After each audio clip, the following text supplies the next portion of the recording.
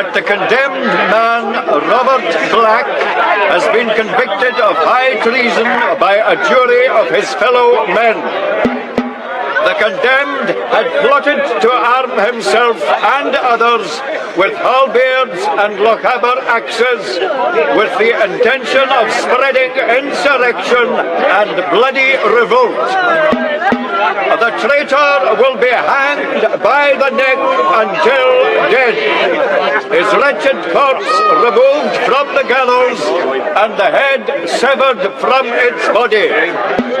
May this example strike deep into the minds of those who would promote seditious principles.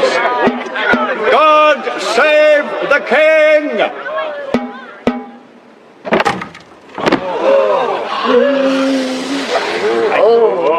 Most extraordinary thing.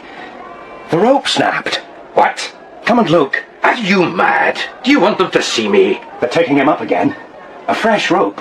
The mob don't like it. They'd string us from the nearest pole if they knew what we were about. Where's the wine? Help yourself. We'll drink a toast to our enterprise. We'd have better hopes of carrying it off if you'd hold your tongue about it. And who's going to stop us? You worry too much. I've made enemies. Aye, and how many of them have you left alive? I'll say one thing for yon executioner. He's nimble at making a noose. Braxfield!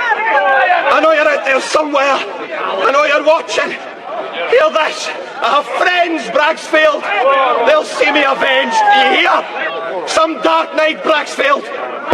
Or even in broad daylight. Just when you think you're safe. That's when you'll get it. That's when they'll strike. A duck between the shoulder blades. Do you hear, Braxfield? If the devil doesn't take you, then someone will. Braxfield!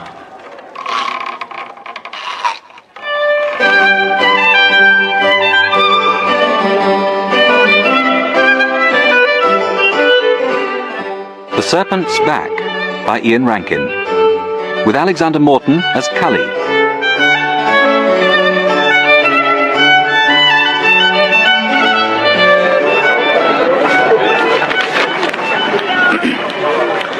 In this year of 1794, things in our dear town of Edinburgh might seem much as they were before. Our bawdy houses and bars are overrun, and cockfights against the law provide some fun.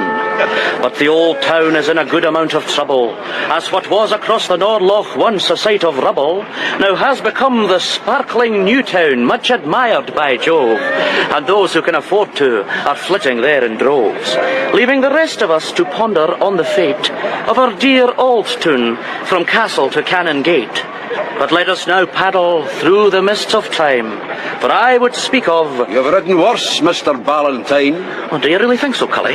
You know I value your opinion. Oh, much worse, Mr. Ballantyne, much worse. I'm thinking of submitting it to Whitewood's magazine. You know what you should write about? These latest murders.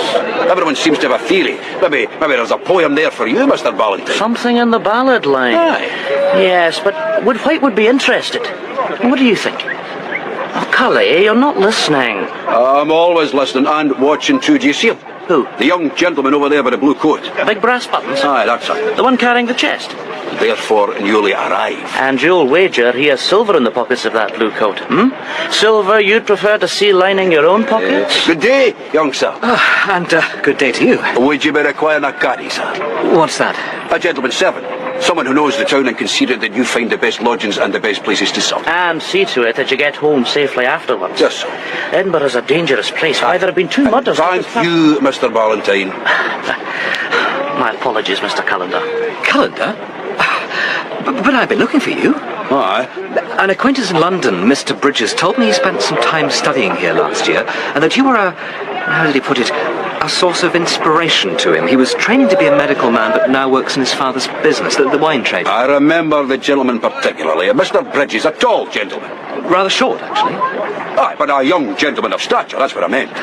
Now, you'll be needing lodgings. Yes. Then a trip further down the Canongate is required. Shall I summon a sedan? We have few horse-drawn carriages, the braes are too steep. I think I'd rather walk. Lugging that chest. Yeah, a way of acquainting myself with the town. Oh, don't trouble yourself. The town, sir, will acquaint itself with you. And besides, you'll be carrying baggage. As you wish, young maester. Mr. Ballantyne will bid you good day. And good luck to you, Cully. The seams, it appears, are not rich. Not rich indeed. Like his coat, my new maester was overdone and didn't quite fit. His face was fat like a whelp's, but his physique was lean.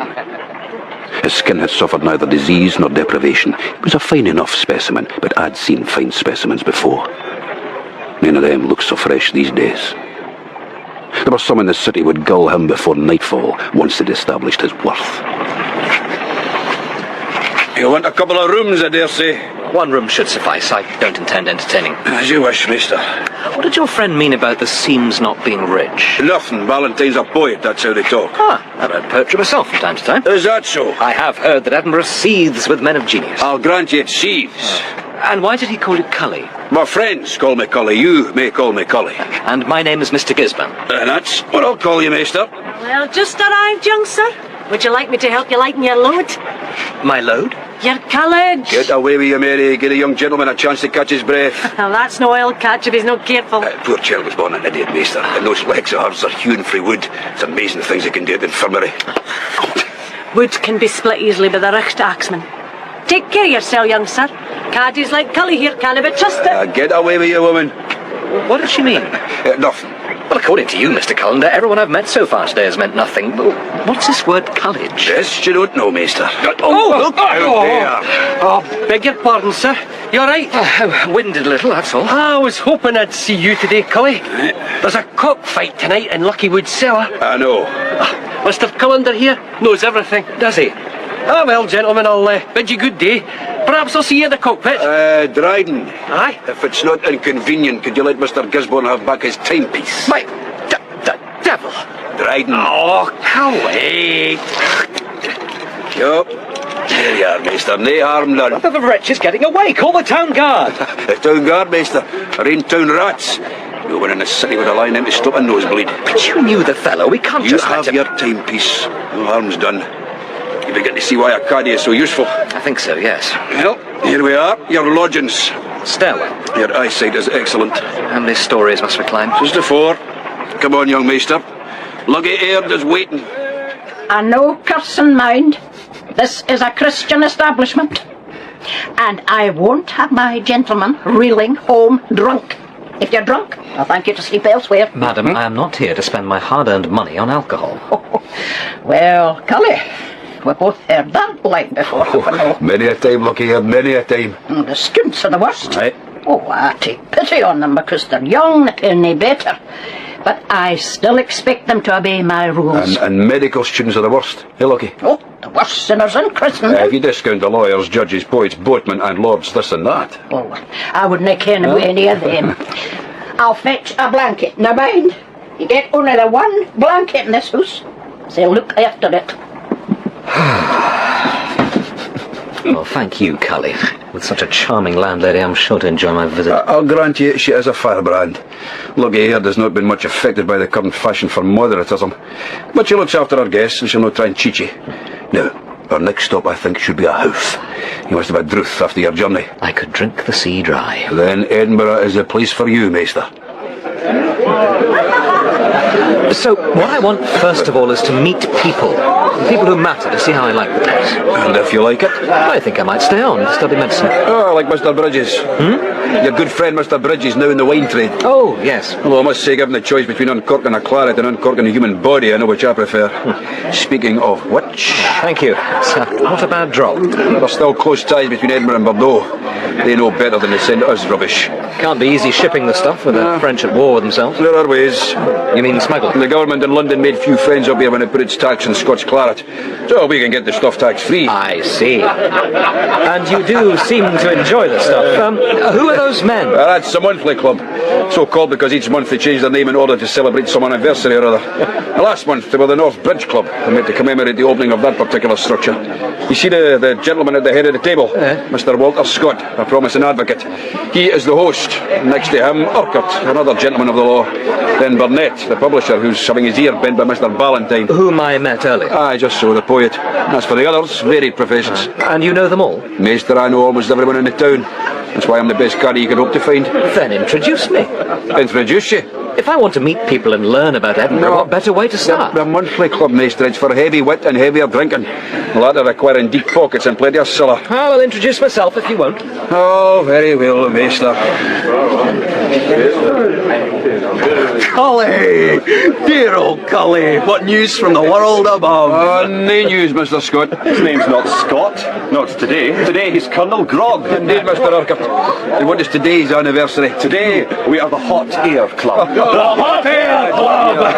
Fetch more glasses for Cully and his friend. I'm pleased to meet you, sir. And you. My name is... Today, Cully, we are celebrating the 10th anniversary of Mr. Tinkler's flight by Montgolfier over this fair city. The glasses! They've no stems. That, sir, is to prevent you putting your bumper down until it is empty. Oh, you look dubious. Is the wine not to your liking? No, I'm sure it's fine, Mr. Urquhart, but actually I prefer a glass of port. Port, sir, there's not much drunk in these parts. It reminds some of the Union of 1707 when your country and mine were joined. Some people would rather drink whiskey and toast their Jacobite king or the water. The king or the water. You see what I mean? But we're all one nation now, though please do not call us North Britain. That will never do. I meant no offence, Mr. Scott. None taken, I'm sure. Mr. Gisborne has newly arrived from London. He hopes to study medicine. I hope he will too, if he intends to practice. Well, if you'll sit down with us and share our claret, we'll tell you some stories, eh, Cully? Aye. Rule Britannia was written by a Scot. John Bull was invented by a Scot. And I'm sure there's a poem in that for you, Ballantyne. Maybe you should sit next to Urquhart. He's another damn Jacobite. But let's drink to Montgolfiers and to new arrivals. But I must warn you, Gisborne, you've stopped in a dangerous town. Dangerous. Sedition, some call it. Others prefer the word freedom. Since the French revolt, everyone wants more rights. Well, Urquhart, as long as we've judges like old Braxfield, we'll sleep safely enough. Why is that? Because he tries the revolutionaries before a hand-picked jury, and then either has them hanged or banished to Botany Bay. That seems harsh. I know it's not for me to say. Harsh? But this is a harsh climate, sir. How many men in Edinburgh have the vote? I'll tell you. 33. Harsh, sir. And as you make your way home tonight, you will notice our system for dealing with ordure. We throw it onto the street for others to wade through. Harsh, sir. That's why everyone who can afford to is moving to the new town. The sparkling new town, much admired by Joe. The old town will never be the same. Nothing will ever be the same. But you'd leave too if you could. You'd leave the brothels and cockfights, the cramped houses, the stench and the homeless, and the murders. You're wrong, Colonel. I'd never leave the brothels. Murders? Let's see more of that. There are other house to visit after this. Gisborne, I hope you've a head for heights and a taste for the stews. Both may be tested tonight.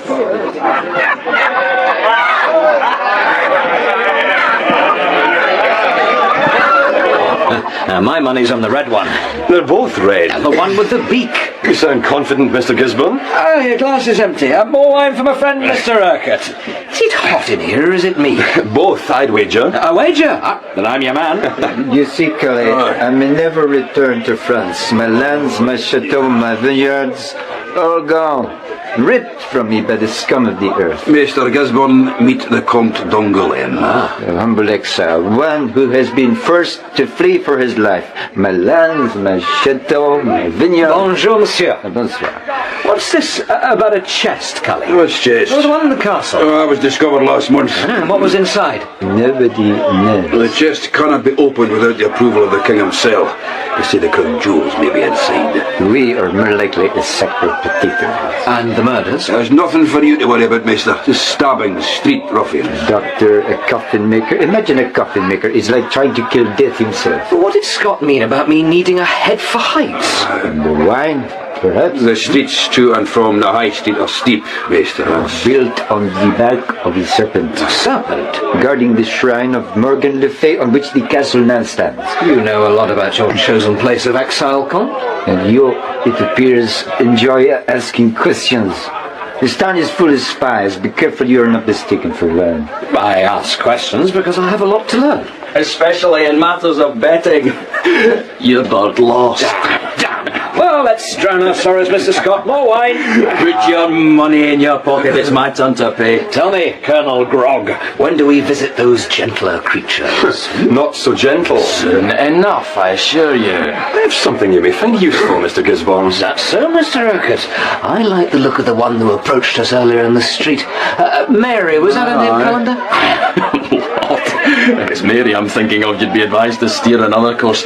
Cully here and Mary, they have an understanding. Cully, she was rude to you. You've a lot to learn about the Scots, mister. Well, no matter. I'd like to lighten my college. Oh, Cully, by God, you've brought us a choice piece this time, and no mistake. A choice piece indeed, Mr. Urquhart. But the Comte was right. My young maester did ask a lot of questions. I wondered how he knew of the chest in the castle. I'd not heard anyone tell him, and I'd been as close to him all evening as a fly to a mitten. And now the Comte himself had crept away from the company, somewhat fearfully to my mind. I was glad no one had been paying me heed or making me drink. After all, I lived on what wits I had. Is your name Calendar? I don't believe I've seen him this evening. You're Calendar. This is for you. You'd be wise to heed it. What manner of beast was that? One best kept chained. I know certain persons in this town who would have me inside the toll booth, Mr. Scott, but now it appears I'm wanted outside and at midnight. The note's unsigned. Will you go? I don't know. You needn't worry about Gisborne. Urquhart seems to have taken to him. Perhaps he's not the Jacobite I thought him. Or perhaps he just wants to be sure of a new arrival. Whichever. Master Gisborne will be in capable hands.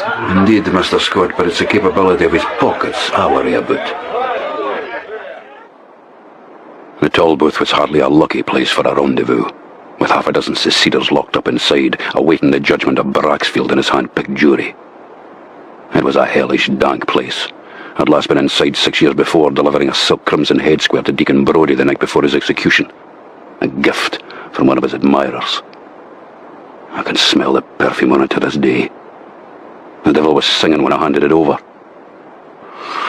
There was a har over the city that night as this, so thick you couldn't see your nose in front of your face. And there was the same stench too. After 10 o'clock, the streets became a sewer. Gardiloo! Hold your hand till I'm past, woman. Miss me slattern. Over here.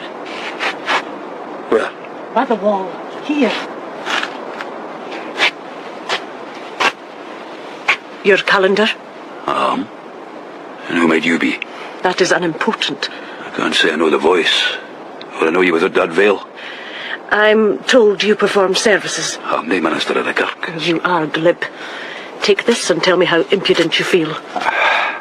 Silver has a tendency to temper my mood. Who do you want killed? Nobody. There is a book circulating in the town. I'm keen to obtain it. Oh, with plenty of booksellers by the looking booths. Impudent again. I know of only one copy of this book. A private printing. It's called Ranger's Impartial List of the Ladies of Pleasure in Edinburgh. You've seen it? It's not meant for the likes of me, madam. You want me to find this book? You are said to know everyone in the city. Everyone that matters. You'll do it? I'm considering the matter. First I'd need to know a little mistress. A lot of silver for a kick at a book. Enough to buy me a servant of my own.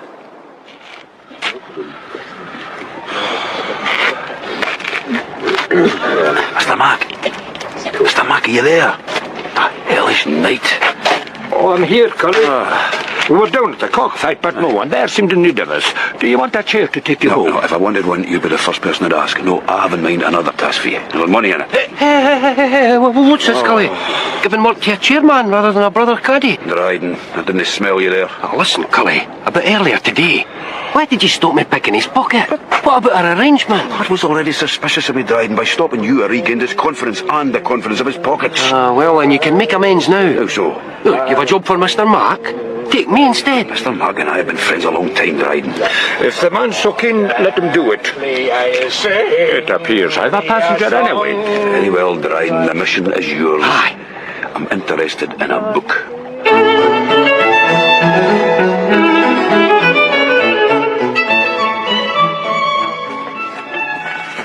The old town, narrow, dense and vermin-ridden, might at times resemble less town than farmyard midden, but it had its beauties and its palaces too.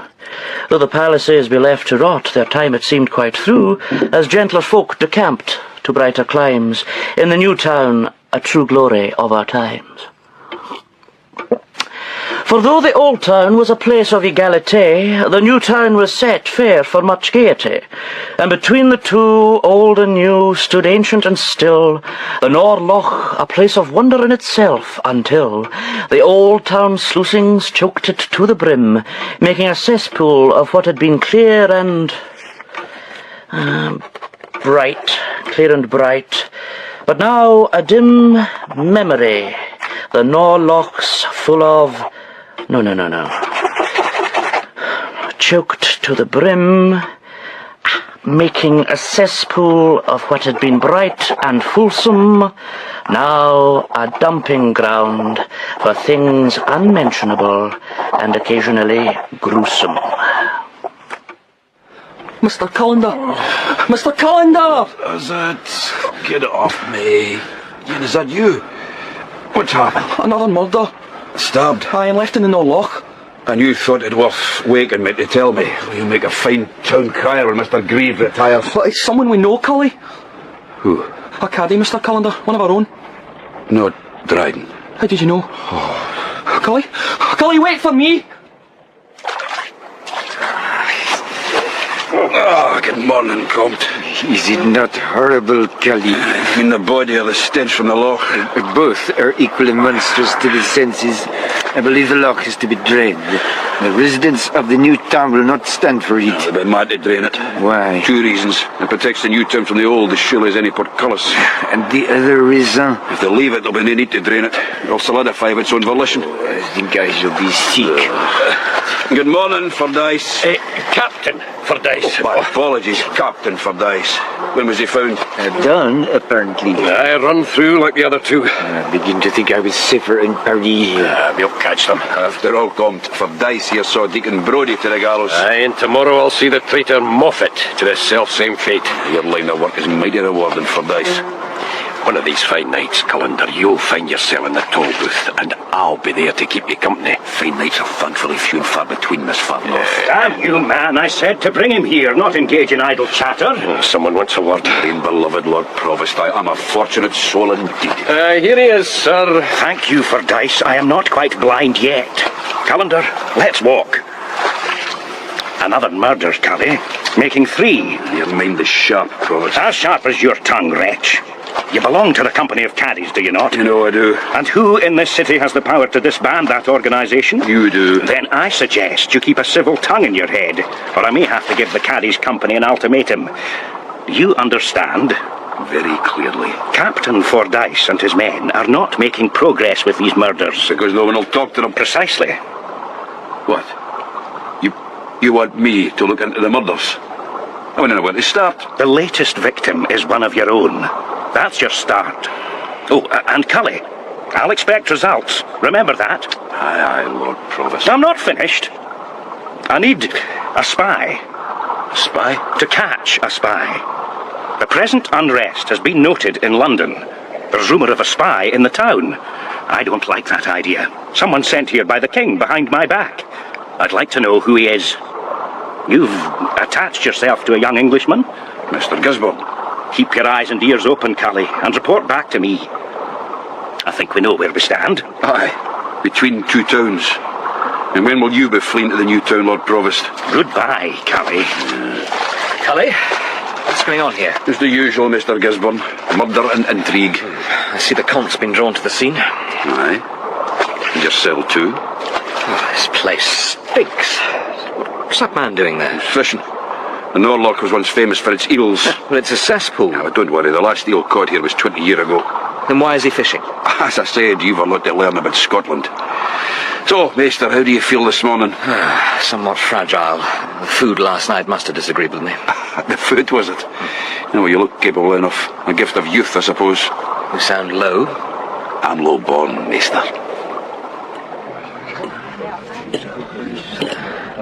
So this Dryden was working for you when he was killed? Mm-hmm. And you think that's why he was killed? Perhaps.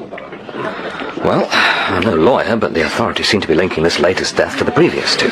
And those occurred before you were given this mysterious task. Well, maybe the authorities are wrong.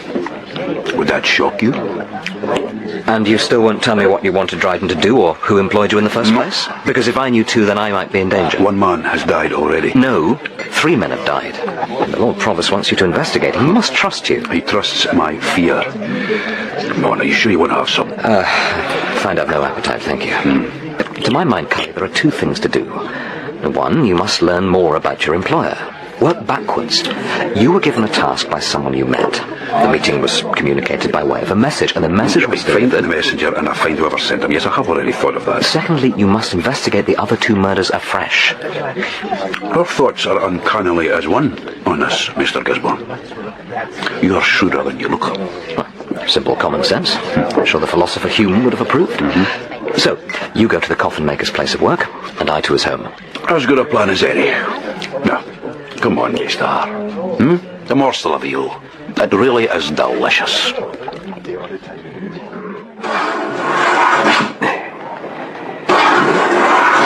Hello?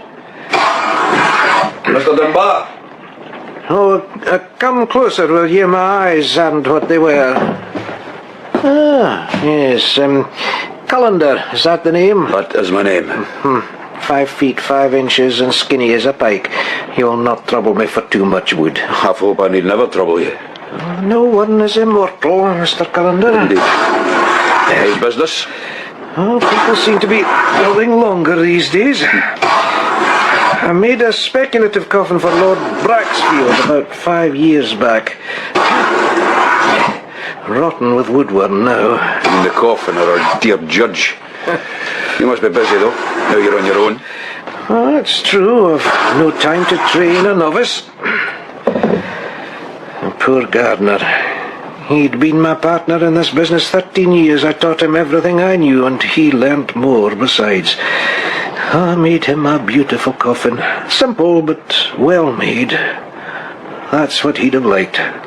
It's what he was like in life. His wife came to examine my handiwork. She pointed to some blemishes in the wood. I could have told her. They were tears. I'm told he was very good. He was an artist in wood. He made coffins for nobles, wealthy men, painters, kirk ministers, and for ordinary folk too, all with the same care. He even made coffins for the notorious. No shortage of those in the city. Oh, among my best customers. They tend not to live so long. Brodie was one. The deacon? Gardner made his coffin, nailed the lid on. You had to admire Brodie's temerity to fit new locks to households by day, then unlock them by night and steal the valuables. It was outlandish. Beggars belief. This town is full of gentlemen by day who are something less by night. They call themselves improvers. Shall I tell you what an improver is? He's an imp who roves. Huh? So like that. It's the improvers. You know they've started storing wine. They say aging improves it. Oh, perhaps laying the bottles down reminds them of their own state after drinking a few. You haven't asked why I'm here, Mr. Dunbar. Though my eyes may be poor, there's nothing wrong with my instinct, Mr. Callender. And what does your instinct tell you? That you want to know about my partner. I take it there's a good reason. I also take it you'll get round to telling me in your own time. You're a patient man. Oh, time doesn't mean much to me. There's a coffin at the back of the shop that'll fit me snugly. There's been another murder. Aye, so I've heard. And as this last victim was a caddy, same as me, the Lord Provost has asked me to investigate. Hey, tell me, this one you're working on, is it for the murdered man? No, his next. This one's too long, 5'10", a well-built young man. It's for Donald Moffat. That's the cedar. Braxfield pronounces this afternoon Moffat will be hanged for sure, as an example. I'm making as good a resting place as I can, poor devil. Mr. Callender, I hope you find whoever killed Gardner, and I hope Braxfield's there to try them. But I'll tell you this, There'll be no coffin from this shop. I've given reprobates and wretches a comfortable resting place, but I'll be damned if I'll make a coffin for that murderer. I'll do what I can. And Mr. Callender, you're an inch taller than I first thought. I'll keep your measurements in mind.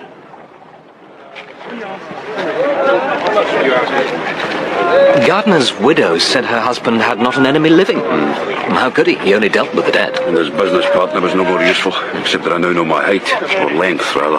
Afternoon, Cully. Aye. Cully. Cully?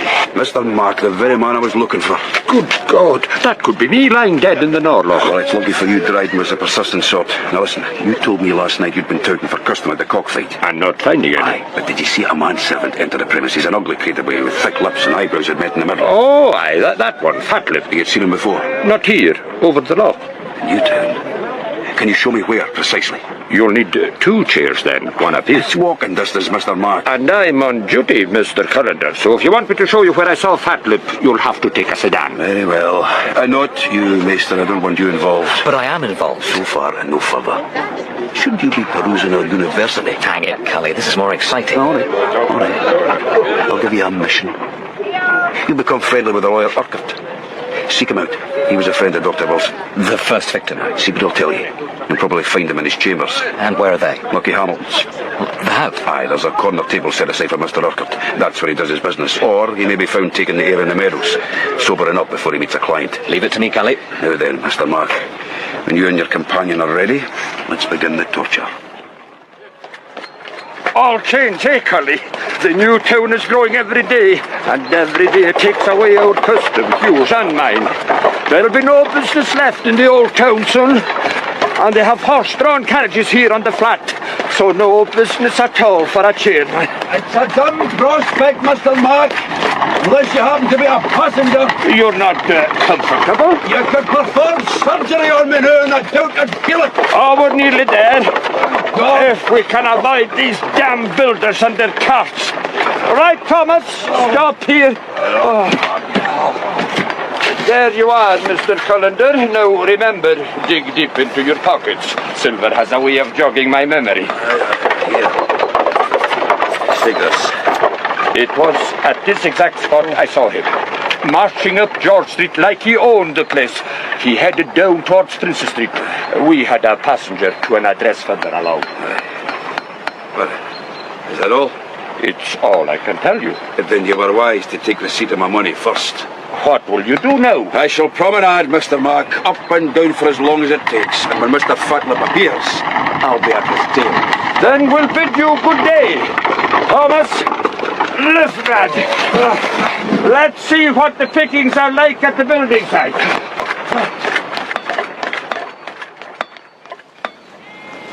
This is very bracing, Mr. Urquhart. There's always a breeze in this part of the world. I find it revivifies the lungs after the agues of the town. Quite. That's Marchmont Farm over there. To the right is Bruntsfield Quarry. Did you receive the package I sent to your lodgings? Yes, thank you. I'm here to talk about Dr. Wilson. What of him? You were friends? We shared an interest in anatomy. A close interest? Wilson had a theory that cranial shape and capacity might be linked to criminous behaviour. He had abundant opportunity to test the hypothesis. How so? He was often the doctor in attendance at executions. If the head was to be severed from the body, Wilson would take it home with him. A fine pastime. He never did prove his theory, though he bequeathed me his notes. Why are you interested in him? In my medical studies. Ah, you're an anatomist. I have my own theories of anatomy, Mr. Urquhart. I believe a country's political nature can be defined by its populace. I don't follow. I'll take Edinburgh. The citizens seem somewhat shorter and stockier than in London. Their faces more gaunt of complexion. And what does that say about our politics? Would you care to hazard a guess? Well, I know for a fact that we do not enjoy being ruled from London. The Jacobite rebellion may have garnered little support here, but had it succeeded, we would have been the first to rejoice. You might say we are sly, or just canny. That's very good, sir. It is? Now, the ringleaders, those most determined to break the Union, would you say they shared any common traits? Let me think. You mean in terms of physiognomy? Of course. I'm not sure. No, I can't say. Mr. Gisborne, It seems we have strayed from our original path. You were asking me about Dr. Wilson. We seem now to be discussing treason. Theorising, Mr. Rankin, that's all. No harm in it. Marchmont Farm, did you say? What a splendid outlook. Yes, splendid outlook indeed. Lord knows how long I paced George Street, but at last I saw him. He must have emerged from one of the houses. I could not be certain which. He made for Princess Street, then past the Norloch, without once glancing towards the spot where Dryden's body had been found, and clambered up the mound of Newtown rubble and earth until he reached the Old Town. I followed him to the Luckin booths and into Whitewood's bookshop. Whitewood fancied himself an author, in which folly he was not alone. No, dear friends, do not force me to read more. I'm quite fatigued. Instead, let me offer you a glass of wine as insufficient recompense for listening to so many tedious verses. As you will see, the bouteilles are garlanded with flowers, in honour of Anacreon, who did likewise at the court of Polycrates of Samos. But I insist, as you raise your glasses, that you toast the muse of poetry. Should you do so, you show some appreciation for my own admittedly meagre efforts. One moment. Whitewood handed a note to Fatlap, who didn't seem inclined to loiter, perhaps fearing another recitation. Eels! Eels! The bestial taste! Oysters, fresh company! You know what I'll do to your love maker? Being found guilty of spreading sedition and bloody revolution, sentence will be pronounced with all due speed by the Lord Braxfield. The other conspirators were sentenced this morning to transportation to Botany Bay for a period of 12 years. Let this example serve as further warning to those who would seek to spread their treacherous principles. God save the King! Mr. Callender! Not now, Ian. Damn it. Where did he go? The gentleman in a hurry. Aye. The one with the eyebrows and the lip. That's him. Never saw him. Oh, here. Take this. He went in there. Are you sure? Stay here. If you see him come out, stay close to him. I suppose I'm going to have to go in. Let me through. There's not much to see. He's already sentenced to Ogilvy and Shearer. Aye, we're waiting to see what he says about Moffat. Out of my way. Damn him, where is he? And then I saw Fatlap. He was enjoying a tete-a-tete with the hanging judge himself. It didn't last long. Make way, will you? You're lined up. I want out. Calendar! Approach the bench. Braxfield. Hurry up, laddie. Justice will not be kept waiting. Let him through. Guards, go help him. Calendar, you are you not, one of the least honest and civil men in this town? I have competitors, my lord. By God, you do. Tell me this. Would you have a man live that committed treason? I might ask myself about his motives. But it's as well that I'm wearing this wig and not you. One of these days, Cully, mark my words, you kiss the soil of Botany Bay. If you didn't profess to know everything about everybody, I don't doubt you'd be there already. My lord, in all humility, may I ask you a question? You may. What's in that note Fatlap just handed you? Mr. Calendar, some people can know too much for their own good. I thought we Scots treasure learning. Well, you thought wrong. Now be gone with you. I've justice to dispense. I fear it's been a long time since justice and your cell were even loosely acquainted. What's that? I merely hoped the wine was not too antiquated. Donald Reed Moffat. You're a disreputable wretch, one of the most dangerous and loathsome creatures I've ever had the displeasure of looking at or listening to. I sentence you to be hanged by the neck until the last drop of miserable life has seeped from your bones. You'll be hanged tomorrow morning. The sooner, the better. Don't you agree, Mr. Moffat? This court is a sham! You told the jury what verdict to return before it even started. Then you sit there with your wine and your biscuits and order my death. All I want is justice. We all want justice. Clear the court! We'll see how vocal you are with the noose around your neck. At least I'll die a man of honor. Clear the court! Clear the court! Ian, I thought I told told you to stay with Fatlip. He hasn't come out, I swear. Oh, I must use another door. My mistress's messenger, Whitewood the bookseller, and now Braxfield. Why some messenger from the new town to take a note 50 yards? Mr. Cullender, are you all right? Fine, fine. Only I've a message to give you. I tried before, but you wouldn't listen. What message? From the Lord Provost, Mr. Cullender. Come in, Cully, come in. Don't skulk out there like some criminal. Shut the door after you. Afternoon, sir.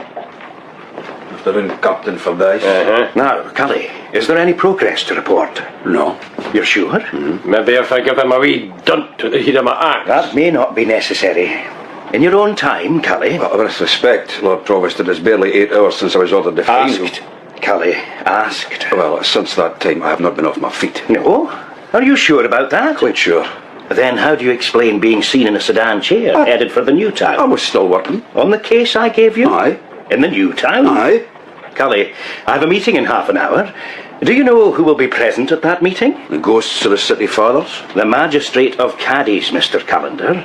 We'll be having a little chat, he and I, over some tea. Informal, you understand. We might end up discussing, well, anything. What have I done wrong? Nothing, so far. But the new town. The new town doesn't need any whiff of scandal attached to it just now. Homes are being built at great cost. Homes which must be sold. People are moving from the old town because the new town is unblemished. It must stay that way. There are plans, Cully, ideas. The new town will continue to expand, east, west and north. It will be a site of magnificent architecture, new planning ideas, a new society, Cully. I look forward to purchasing a residence there myself. Cully, the new town will succeed. There is no possibility of failure, none at all. So if your investigations are leading you towards that part of town, I suggest you find other directions. Even if it means the killer going free. So that would make me as effectual as the town guard itself. I'll be sharpening my axe tonight, Cullender. I'll be sure to sharpen the one that's really there. I believe double vision is one side effect of the bibulous life. Bibulous? Oh, Cully, just go about your business. That is what I've been trying to do all my life. Indeed, with your permission, I may relax a little this evening. How so? I thought I might take a trip to the theatre. It's a while since I've been to see a play. Looking forward to it. What time does it start? How did our university impress you, young maester? Oh, it'll be fine when they finish building it. Cully, can I ask a favour? Feel I owe you one. Look after this for me. Ah, the mysterious packet. I don't think I haven't been wondering about it. Just keep it somewhere safe, I beg you. Oh, that's difficult without knowing what's inside. It's well wrapped. You don't need to know what's inside. Oh, don't I? Look, confound it, just give it back. No. I'll keep it for you. So long as there's no danger in it. Did you say Mr. Scott will be at the theatre? Well, that's what I'm told he is. He got nothing out of Urquhart. Nothing worth repeating. The man is a seasoned dissolute. You are talking, sir, about my friend. How do you know I wasn't paying him tribute? I only want to warn you, that's all. Well, warn me of what? This place, the city. Well, you know the old story that the town is built in the back of a serpent. Or maybe it's not so far beneath the surface as I thought. You can only scratch and you'll see it. Remember that even in your cups. I am quite capable of looking out for myself. In the meantime, you have successfully dampened my enthusiasm for the play. Yeah, here we are. After you, Mr. Gisborne. Is there no one to take our money? Yeah, there would have been earlier, but the play will be finishing now. Finishing? We're here to talk to Scott. You don't think I'd pay to see a play when it wasn't absolutely necessary? In you go. And you can go back here on country if you don't like it, the devil took you! Cully and Gisborne, are you here to join the fray? Mr. Scott, what is going on? These damned Irish students, medical students I'll wager, started singing the revolutionary songs, then had the gall to boo the national anthem. Get out the lot of you! Turn out fair city for the bloodbath of Paris with you! I'll run any man through who speaks out against King George! Welcome to Edinburgh, Gisborne. Come on, let's find a more convivial setting. Thick-lipped and with eyebrows that meet in the middle.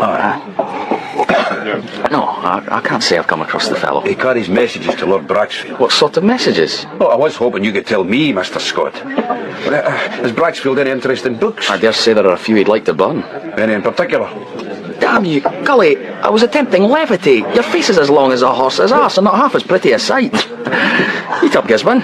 More wine, and see if you've anything fresher in those casks. Do you know of any connection between Braxfield and Whitewood? Whitewood the bookseller? No connection. They both own property in the town.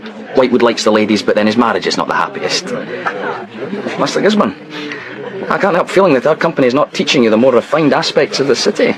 You should be strolling through the meadows, eavesdropping on our philosophers and thinkers. I like it fine here. Why? Why? It's a simple enough question. Why? Well, I feel here I'm seeing the city's true face. And are true faces any truer than false ones? That sounds like a question for a philosopher. We are all philosophers. Look around you. One-legged Jack over there, and Meg who sits on his one good knee, our friend Ballantyne lying on the floor and dreaming rhymes when he should be dreaming metre. We're all thinkers, Gisborne. And you, I feel, have hidden depths. A little like the city itself. Well, drink up. And drink some more. Drink as much as your belly will hold. And tomorrow, curse luck, we'll find we are sober again. Whether our faces be true or as false as old Nix himself.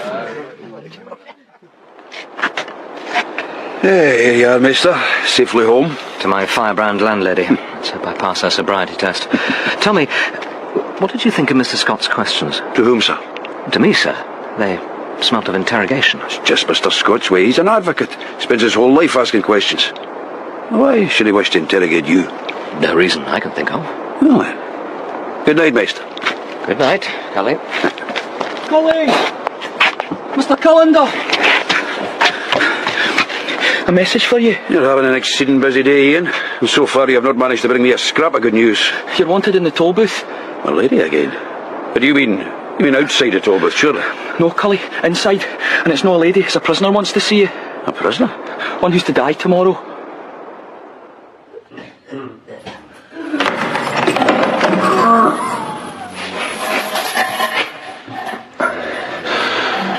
Are you Cullender? I'm sorry to see you like this, Mr. Moffat. I know you're a good man. You may wonder about that when you hear what I have to say. I saw you in court, talking with Braxfield. May God rot his cold black heart. I hope you're no friend of his. No. Your conversation did not look congenial. He is no friend to me. You have some request? I have an ultimatum. God knows it's about all I have left. I've heard you're looking for a murderer.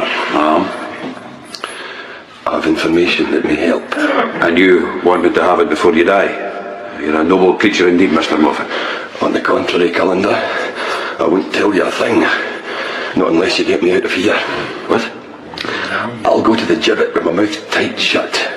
You want me to help you escape? Otherwise, what I know goes to the grave with me. You see, I told you might change your opinion of me. I'm as desperate as a man can get, Cullender, or I'd not do this. How do I know that you're not lying about the information? That's a risk you must take. Fear it's a risk not worth the taking. So be it. No, let me mull this over. Get up! You have until tomorrow morning. After that, I fear I won't be much use to anyone, except perhaps as a scarecrow. Sleep well, Cullender. I very much doubt I will. 5'10", a well-built young man. What's that? I'll see what I can do, Mr. Moffat, and that's all I can promise. Say good night to you. Looks like my day's business isn't quite finished yet. Do you see him? The one with a face like a thistle? Aye, that's him. Now do just what I told you. Your timing had best be sharp, Cullender. Isn't it always, Mary? Not always as sharp as you think. What do you mean? Nothing, dear Cully. Nothing at all. And Mary, call Connie in there. Mind there's just the one customer you want this evening. I'll be watching. There's some men like to watch. Just once, I'd like to get the last word with that woman.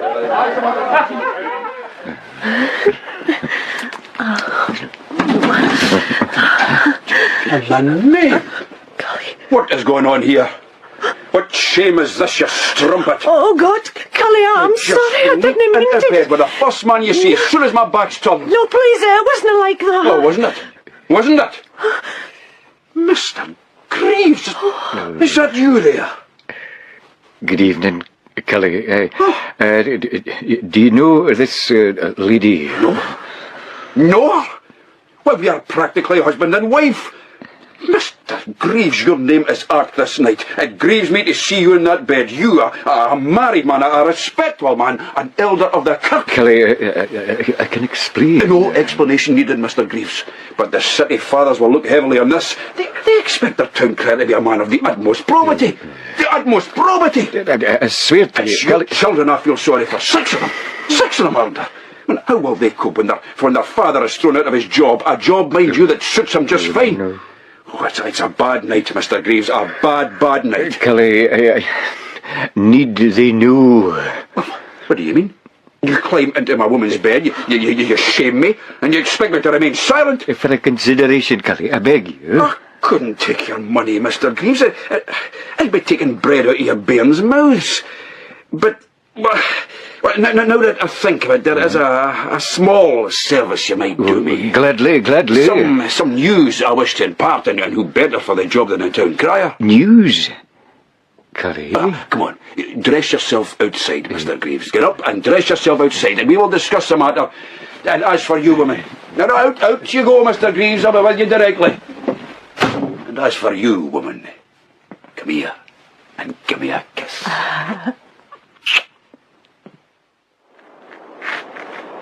Now you know what to do, Mr. Town Crier, and remember, both are equally important. What you say and when you say it. I'll be found out for sure. But if you stick to your story, and remember, you must see the forger tonight. Don't leave it until morning.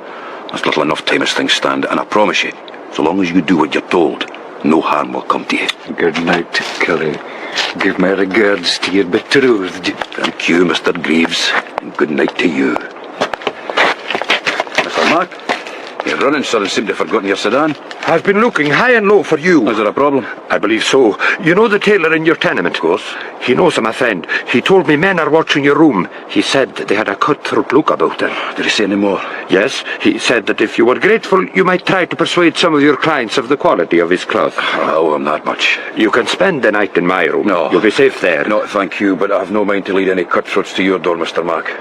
I can't think of one place I'm sure to be safe without endangering anybody. But look, will you take this from me and keep it safe? What is it? That's some nonsense, I guess, Burns. You know, there's rumour he's a spy. The rumour is like a modern pox, Mr. Mac. Listen to half, believe half again, and you'll be only a partial idiot. You don't believe the rumours? I didn't say that. My friend, I fear your life's in danger. I thank you for that, Mr. Mac. Doubtless your words will help me sleep the easier.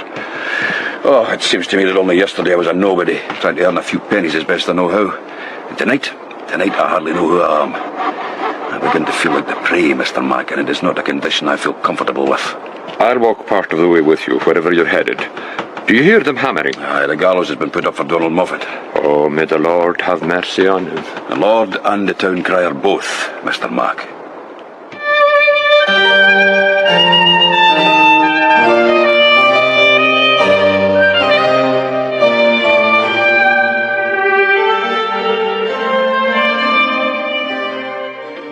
"'Tis said Edina's castle, that winged citadel, protects the shrine of Morgan le Fay, a creature straight from hell.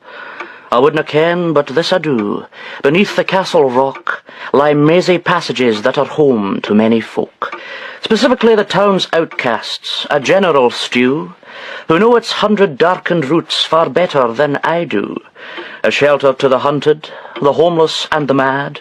I did venture quite far therein when I was but a lad, exploring my hometown's underworld. Orpheus was I, alas, with no Eurydice, awaiting me inside." Not bad, Mr. Ballantyne. Not bad at all. Cully, wait, horse. What's that? Oh, I ache all over. There are men looking for you. They're at the mouth of the tunnel heading this way. How many? Half a dozen. Listen. What time is it? It's morning. Is there another way out of this warren? A dozen at least. I'll lead the way then and hurry. These men, what sort are they? The sort that look handy with a sword. One of them's a Frenchie. I say, by God. Do they have a guide? No, that I saw. Then he's hoping to lose himself in the labyrinth. Shh, listen. What's what did you do, Cripes? This way. You sure you know where we're going? Aye, but so did he by the sound of it. I've seen the Frenchie before. Where? Here, handing out red wine and asking about the tunnels. There's always a drought down here when it comes to the goods aboard though. An elderly gent. Fairly. The Comte. What the devil is he playing at? What's wrong? Nothing. I just need a second or two. We don't have a second or two. Which tunnel, left or right? Left, I think. No, right, you're sure? Pray God you are. Come on then, lead the way.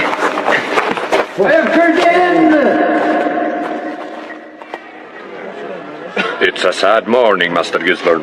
The man committed treason, Mr. Mac. He admitted as much in court. Well, I'm not an educated man, sir. I'm just a Highlander with more brawn than brain, but even I can see that there are degrees of treason. Now, plotting to assassinate the king, that would be one thing, but arguing that your fellow men should have some say in how their countries run, that's of a different order entirely. Well, you may not be educated, Mr. Mac, but you are wise.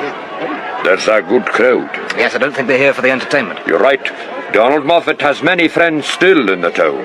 You think there'll be trouble? Oh, you can never tell with the Edinburgh mob. Not stand in the way of justice. Look, they're bringing him out. Here he comes. Here comes Moffat. 3 cheers for Donald Moffat.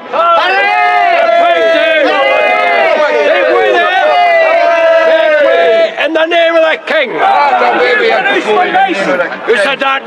I'll have you locked up, the lot of you, to stand aside. Your predecessor, Portia. The man's done nothing wrong. Go for dice and be a man yourself. Don't worry, Mr. Moffat. We'll see you keeping your appointment with the gallows. Do you see it there? Too clearly for my liking. I will enjoy this walk, Moffat. These are the last steps you'll ever take. What's this? Oh, yeah! Oh, yeah! Oh, yeah!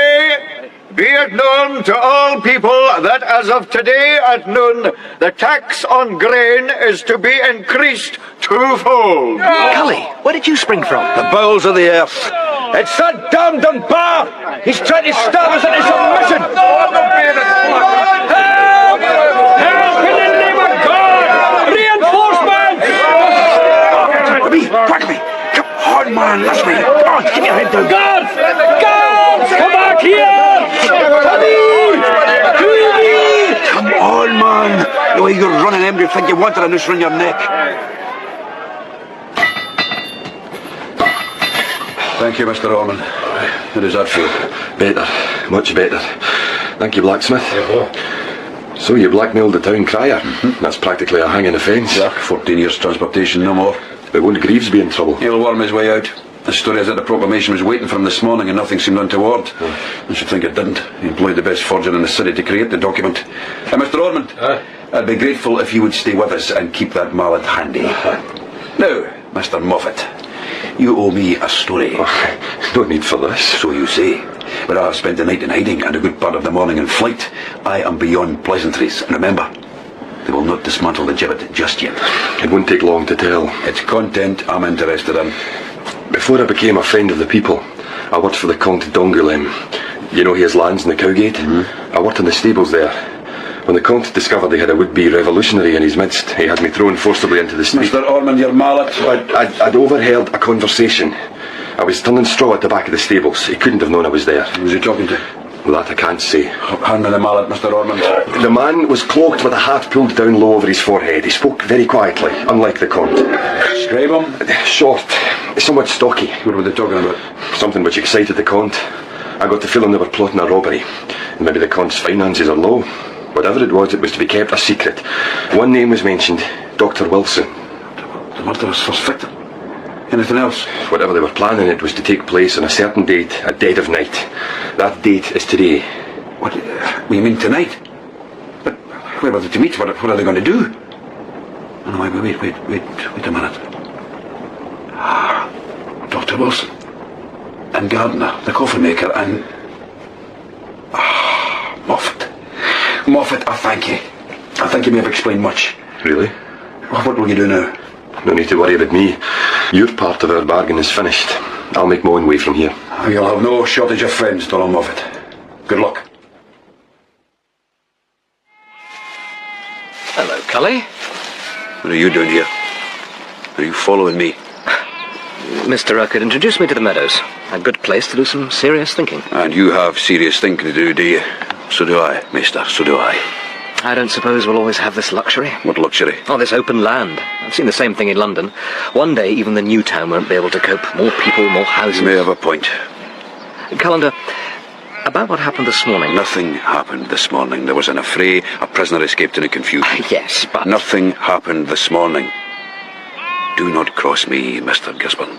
I have no intention of crossing you. But remember who you are, and who I am. And who are you, Maester? I'm interested to know. Cully! Mr. Callender! A message for you. Excellent. Mr. Gisborne, I'll leave you to your ruminating. Perhaps we can continue the conversation another time. Perhaps. Good day.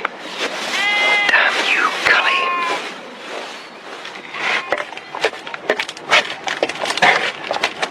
Hey, when they're here. I'm sure of it. I don't know the new town as well as I should, Mr. Mark. Whose house is this? It used to be Lord Thorpe's before he left for London. He sold it to a bookseller. Name of Whitewood? That's the gentleman. Married? Aye, though you'd never know it. She's seldom seen. Mr. Mark, will you do me a favour? Another favour? Aye, another favour. All I want is for you to knock on the door. I'll wait over here. And what do I do when the door's opened? Nothing. Nothing? Just so. Oh, you'll see us both in the toll booth one of these days, Cully.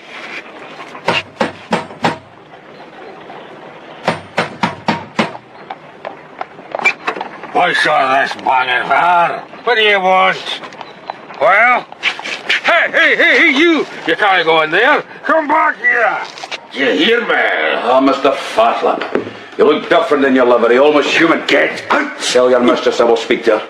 I will not go away till I do. Oh, lady! Are you there? Are you mad? Perhaps I am. You can't come in here. You speak after a fact. I'm already in. The drawing room, I presume. I'll wait in here and go tell your mistress. Get on with you. If you want to hear what I have to say, believe me. Mr. Whitewood had done well for himself. I knew books weren't cheap and that there were buyers aplenty in Edinburgh, but even so, Whitewood had spent a pretty penny on furnishings and finery. Perhaps there was some other source of income, and hadn't Mr. Scott mentioned property. On a table were some plans, drawings. Apt enough in a drawing room. The plan showed Marchmont Farm, if I wasn't mistaken. Oh, my lady. Good day to you. What is the meaning of this? Even now you hide your face behind a veil. Have we met before? Outside the toll booth. Indeed. It's a place I've never been. You may see its innards before long if you continue like this. How dare you come here? My life is in danger. Why? What have you done? Nothing, save what you asked. Have you found the book? I've been rather preoccupied saving my own skin. But it can have nothing to do with my little request. No? A man has died already. He was helping me at the time. Mr. Callender, it's only a book. It's nothing anyone would kill for. Why do you want it? That need not concern you. My chief concern is my neck. And I repeat, you are not in danger from seeking out that book. If you think your life in peril, there must be some other cause. I don't believe you. It matters little to me whether you do or not. I want that book found. And if you won't help me, hand back my money and I'll find someone who will. Oh, no. I'll keep looking. I'm glad to hear it. Now get out. And next time we meet, make sure the book is with you. Good day. And good day to you too, my mistress.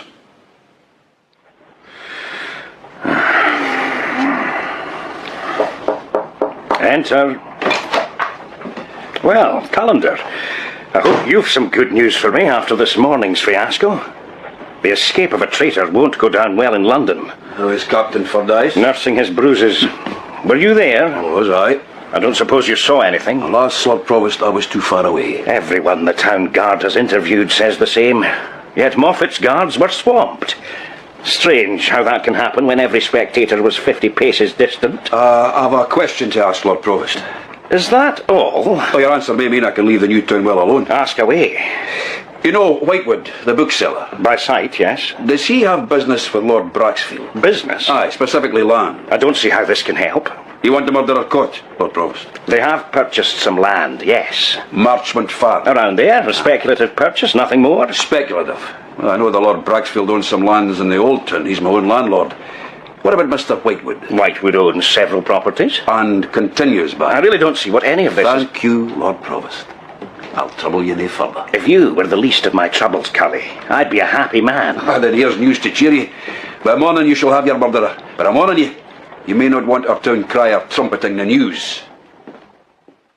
Mr. Mac, Maester, thank you both for coming. Here, take a drink. Mr. Gisborne, you're sporting a blade. Well, I'm mindful of your warning about the serpent beneath the city. Well, you may have nearly read, for I intend taking us beneath the city. The catacomb? The same. Oh, Mr. Scott, a word with you, sir. Of words, I have a surfeit, Cully. You may take as many as you wish. We hit the hanging this morning, damned if I ever saw the like in my life. I may tell you a story about that someday, but for now, I require a great favour.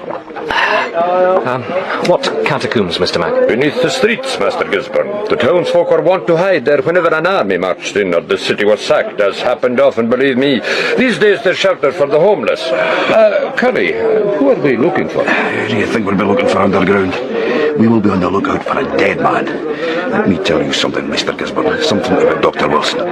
He pronounced deaths at many an execution. It told me as much. They'd shared a passion for anatomy. And Dr. Wilson died for it. Here, another bumper.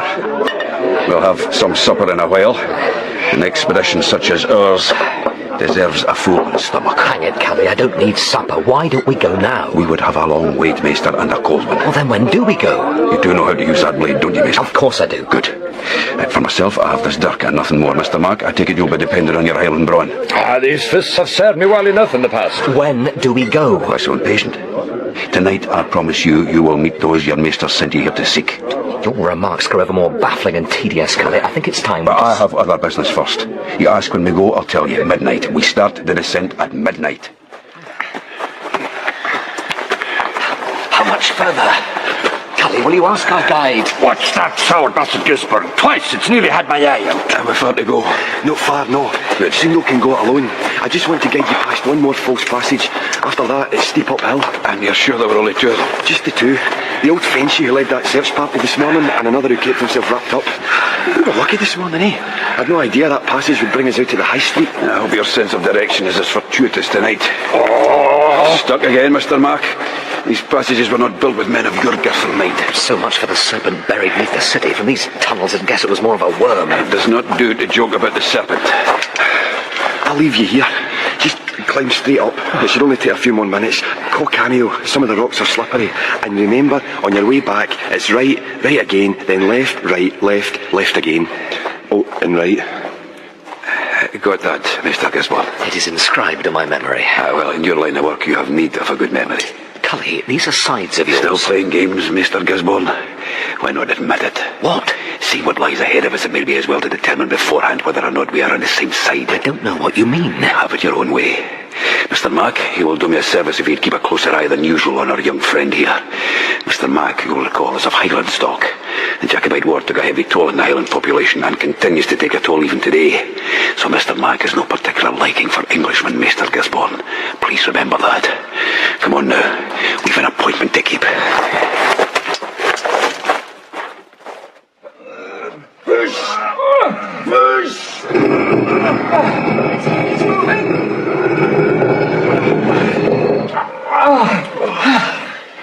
It's true then. We're inside the castle. Keep your voice down. Come on, Mr. Mac. A tunnel leading into the heart of the castle. What's the point in guarding the ramparts and having 7 gates? Which direction? Well, Mr. Scott was good enough to draw me a map. Thank God he was drunk or he might have asked its purpose. This way, I think. Where are we? These vaults lie directly beneath the palace. There's a staircase up. Over there. Right then. Come on. Bring the lantern, Mr. Mac.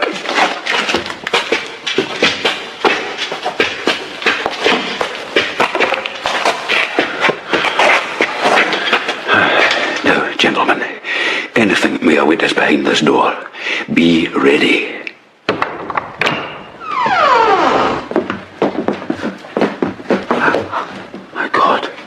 What's wrong with them?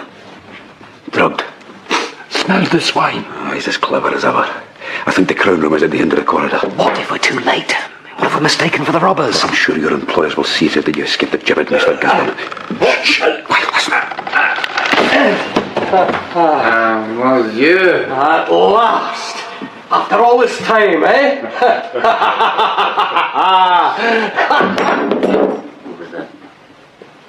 Oh, well, you did it! Oh, Mr. Mac! Have at you! If for a will, sir, you show some ability. Would you care to see some more?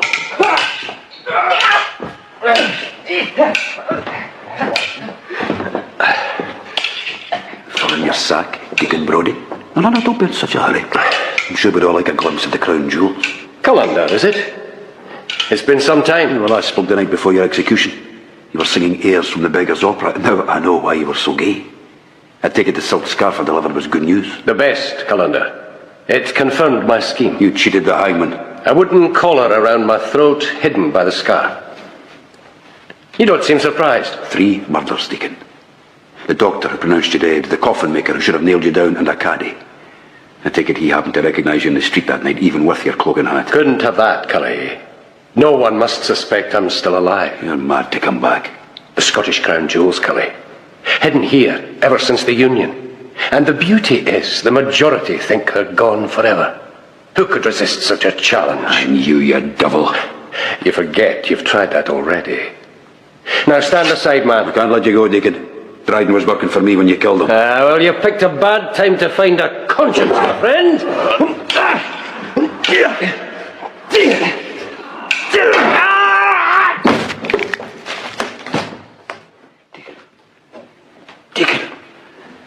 Deacon Brodie! Cully, are you...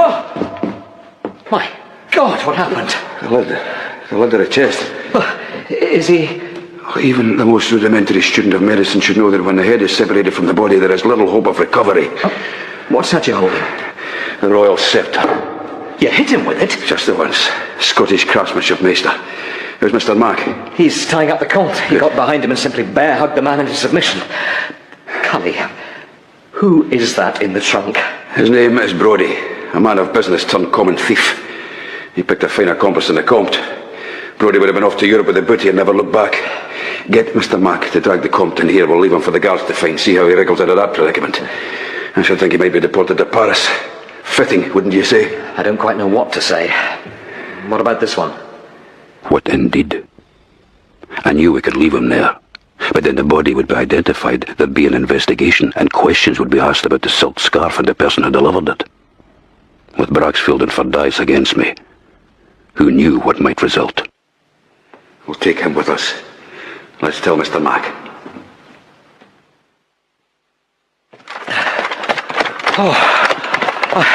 I thought I'd die. This'll do. Go, Sophia. When that gentleman stopped us to ask directions. Looks inside and says, that fellow's dead to the world. Put the chair down and give me a hand. We were lucky. The gentleman had been drinking. Over here. Over here. Put him down. Where's the head? It's in the chair. I'll get it. This is my first visit to the new town. I'll be fine when it's finished. Start covering him with rocks, anything you can find. I'll dump more foundations in later today, so make sure that it's well concealed. It's a strange choice of resting place. On the contrary, Mr. Mac. The old town has its serpent, and now the new town will have its serpent too. Will that do? It looks fine to me. I am exhausted. Doubtless you'll be glad to get back to London, Maester. Hang it all, Cully. I was sent here as a spy. What? My youth was supposed to be defence against discovery, but that very youth has undone me and my mission. What do you mean? I am too open to persuasion and argument, Cully. I can see everyone's point of view. I sympathise. Yes, sympathise. Which makes me useless as any kind of spy. So, what will you tell your paymasters? Nothing. I may never go back. Well, I might stay here after all. As you say, Cully, this town is seductive. Which reminds me, Mr. Mac was telling me what started all this. A missing book?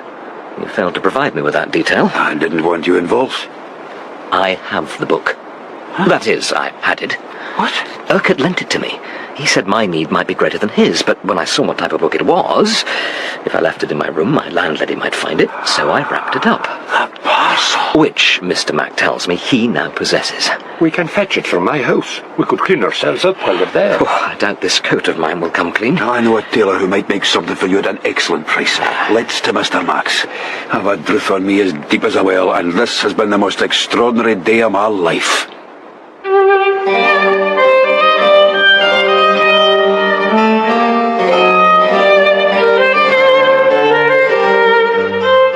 Temptation was the weakness that brought the deacon low. His final theft, his greatest, temptation ruled him so.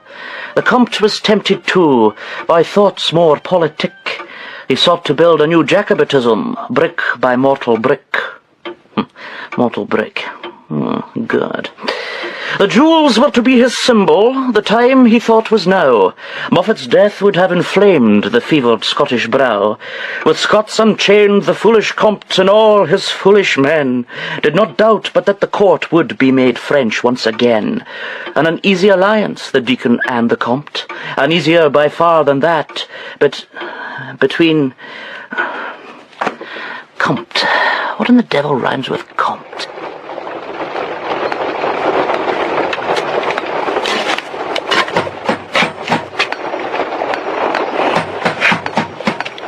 The builders could take their stones and their rubble, they could lay their foundations, build all they liked. Edinburgh would remain the same. The city would not change. What do you want? Is your mistress awake? What's Ella? Even so, she'll want to see this. Oh, fetch her. I'll be in the drawing room, as before.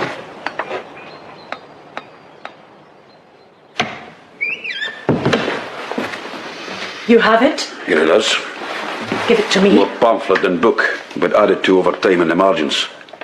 You'll find the entry you want at page 16. You've read it? You are you not, the masked lady referred to on that page? A lady for daytime assignations who always wears a veil, never speaks above a whisper. You better have fat lips sweep the pieces up before Mr. Whitefoot comes down. I've discovered several things about your husband. For one, he's a known philanderer. Oh, well known.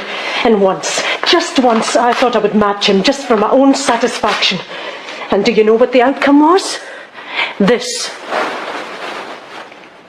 I see now why you wear a veil, lady. Pox scars are not a pretty sight, Calendar. Once, I slept with another man and he scarred me for life. Yet my husband, he seems immune. You decided on another revenge. Scar as many men as you could. My husband happened to mention in one of his whiskey stupors a certain masked lady. He said she was listed in Rangers' impartial list. I couldn't have that. To be included with those common sluts. I'm not ashamed. Ashamed or not, understand this. 2 men have died because of you, not directly, but all the same. Only one of them deserved to die. For the other, a caddy like me, your coin shall buy his coffin. Oh, aye, one last thing. What? Satisfy my curiosity. Your husband has some business with Lord Braxfield, does he not? I do not believe so. You do not believe so? Well, I do not believe you. Oh, I know it's not common knowledge. That's why they must need use a go-between, your manservant. I don't know what you mean. And you care even less, I'm sure. All you really care about is that infernal book, and now you have it. You should study these plans, my lady. Your husband and Lord Braxfield have purchased some land the other side of the meadows. You are going to be wealthy.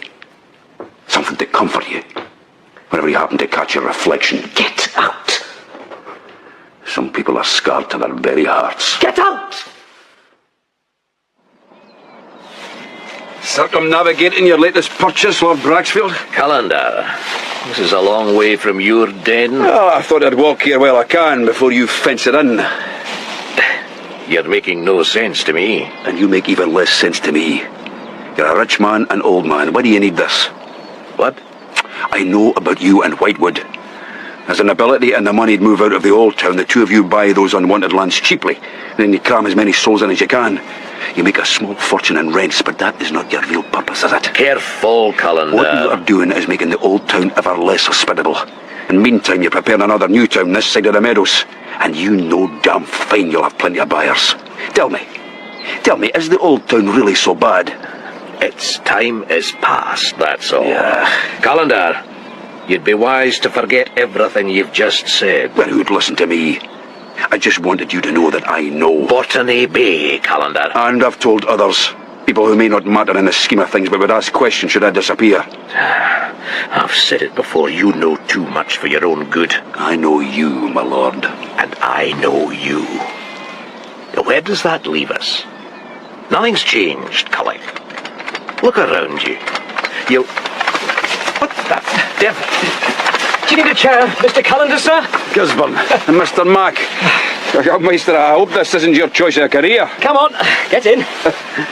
Yeah. Nope, I'm thinking more along the lines of the law. Maybe I could progress to the position of a judge. Edinburgh needs more judges, don't you think? Like it needs another plague, Mr. Gisborne.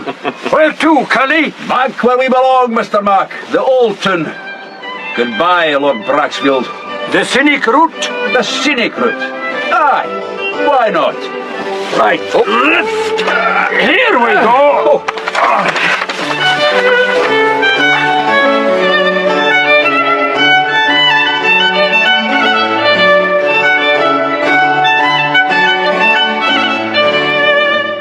My muse is dry, the town's asleep, the wind's an elongated breath. Beneath the streets the serpent's eyes are closed, but not perhaps in death. Wild Adina, the winged citadel. What stories sleep with you this night, not even I can tell. Your heart is closed, your face is masked, so none may truly know what private vices and desires stir 'neath your public show. But enough of that. Let's raise a glass of the good blood-red ambrosia, and toast all those who'd spend their days in this land called Caledonia.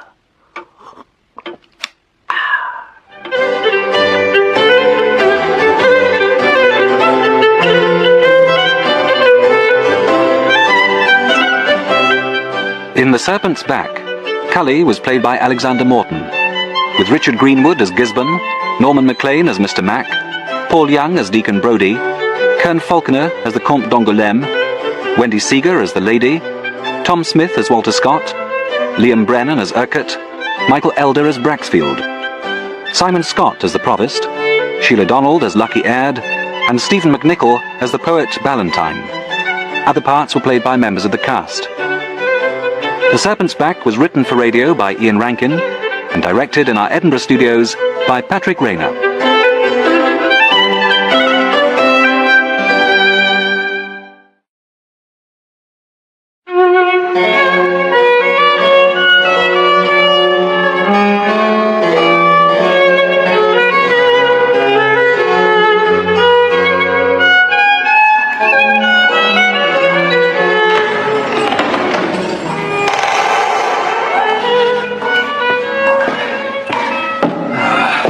Good evening to you, my precious one. Latour 93. Chateau Margaux. Something for my old age. Not that I'm in a hurry to see it. 6 times 12, 72. Plus 12 times 4, 6, 8. 12 times 8 of the Chateau d'Yquem makes 96. 72 plus 96. Who's there? Oh, gracious man, you gave me a fright. Who's your friend? No,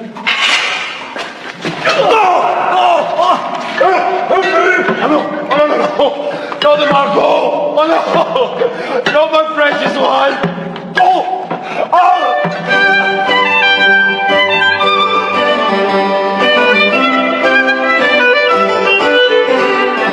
The Third Gentleman by Ian Rankin, being the further bold adventures of an Edinburgh caddie, with Alexander Morton as Calendar.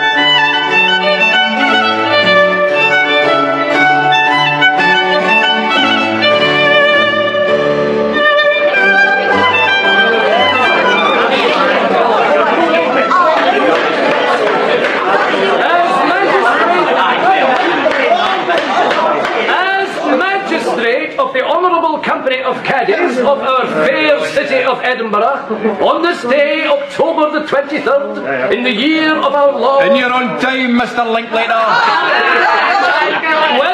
like it or not, Mr. Calendar, these proceedings shall take place. In this year of our Lord, 1794, it is my solemn and unpleasant duty to pass judgment on one of our number, Mr. Calendar. Oh, you got my name right and nothing else. The facts of the case, sir, are clear. As you know, Mr. Calendar, as we all, I hope, know, a caddy must be both honourable and, above all, honest as the day is long. We work for ladies and gentlemen, and they must be able to trust us. After all, we run tasks for them, carry messages. We do their bidding. That is the role of a caddy. Never a guest. Unfortunately, my friend, in these particulars you have singularly and dramatically failed. You stole from your master, you cheated that same gentleman, and you lied to this court. I've never told a lie in my life. This whole size has been a mockery. On the evidence presented, and especially that given by your erstwhile employer, the Reverend Wiley, a gentleman of the utmost rectitude, I am bound to disagree with you. This court finds the 3 charges against you proven. All 3 charges proven. And I hereby dismiss you from this company and from this profession.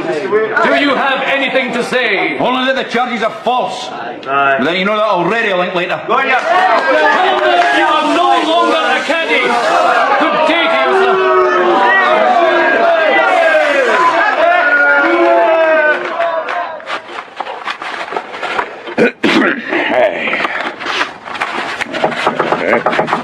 Come. Oh, come away in, Cully, come away in. You wanted to see me, Lord Provost? A black day, Cully. Aye. I was sorry to hear of it. All lies, of course. Aye, your word against the Minister of the Kirk. Oh, then I suppose I must be guilty. Provost, was I summoned here so you could gloat, or was there anything in particular? Some people, Cully, found guilty of 6 serious charges. I'd have them in the toll booth. Reverend Wiley didn't want that. And neither do I, Cully. Tell me, what will you do now? Something will turn up. Aye, but you've been a caddy all your life. You know this city like the back of your hand, eh? In short, you're the most resourceful individual I know. Oh, aye, Provost.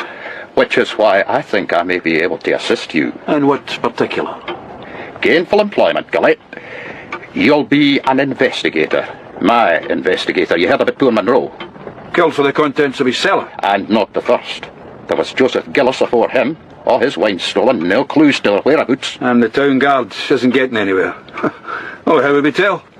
If they found their cellars worth of wine, they'd drink it first, ask questions later. But you, on the other hand, you know everyone in the city. Everyone worth knowing. You hear what's happening. Oh, sharp ears. You see things. I have a pair of deep, empty pockets. How much will you pay? Nothing. Nothing? Just so. Not in monetary terms. But I have skills too, Cully. I have influence. A word with Linklater. My old position. Handed back to you. Or else Mr. Linklater will find his position rather difficult. The city licenses the caddies, don't forget, and I sign those licenses. But there's one thing. What's that? Speed. I'll give you 5 days, Cully, and I want everything settled by then. Oh? You remember I mentioned the toll booth? You've been branded a thief and a cheat.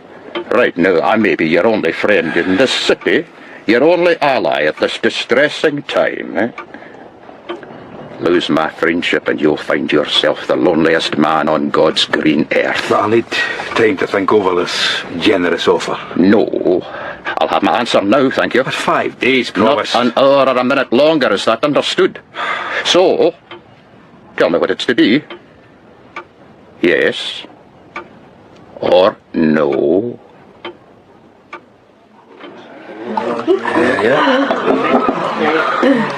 So, the first thing to examine is the scene of the crime. I wouldn't if I were you. Oh, Mary, your support warms my heart. You haven't heard? And what? The devil's business. The bodies are laid out in the shape of a cross. Who told you that? I hear things. Unavoidable, I suppose, in your line of work. You've never complained? Now, what else have you heard from your... My gentleman? No. Well, both corpses were anointed with wine. A dab of the stuff on each palm and the forehead. The devil's business? Well, that's right. Thank you for that, Mary. You made my task go easier. If you're going to be like that... All right, I'm sorry, Mary, didn't Mary, sit back down. Looking for company, sir? And how about you, my braw laddie? Got a place for me? Ian, over here. Aye. What is it, Mr. Calder? Yeah. How long have you been a caddy, Ian? 4 years. And who got you the job? Taught you everything he knows? Well, you did, Mr. Calder. And tell me, you think I'm guilty? Well, I don't know. Will you help me prove my innocence? How? I want you to shadow Reverend Wiley. And don't let him out of your sight.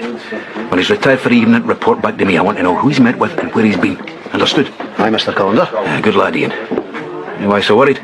Me, Mr. Calder? You, Ian. Well, it's these... No, I don't want to fight.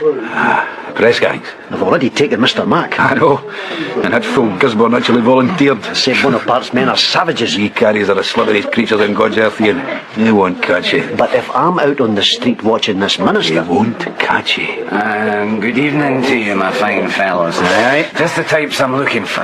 Tell me, have you ever considered a new life in the America? I'm not interested. Oh, allow me to finish, please.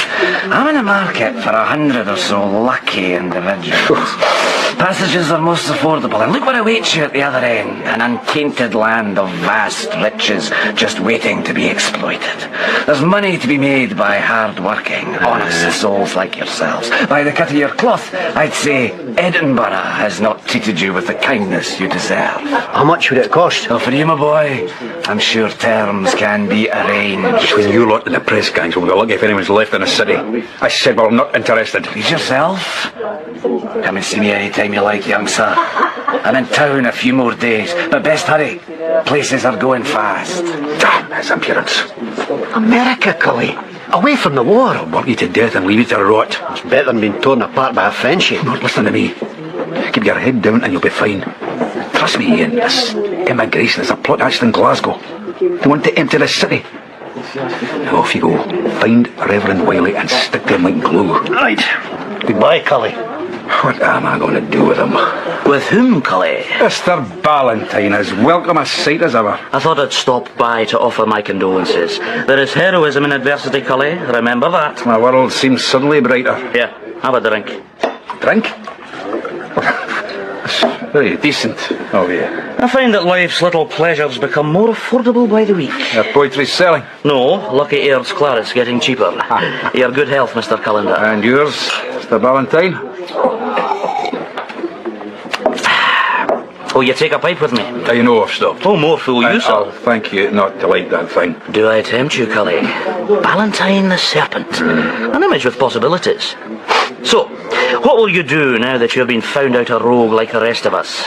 Do the Americas beckon? Reverend Wiley lied. Lied, sir? Or was mistaken. At any rate, I didn't steal from him. I was under the impression the timepiece was found in your jacket. And how it got there, I know not. Well, that's your story. Before God and Linklater both. I recall Mr. Linklater and yourself have clashed in the past. Aye, and I never laid a hard enough blow. Still, it's lucky the Reverend showed forgiveness otherwise. Aye, and that may still be my fate if the Provost does his way.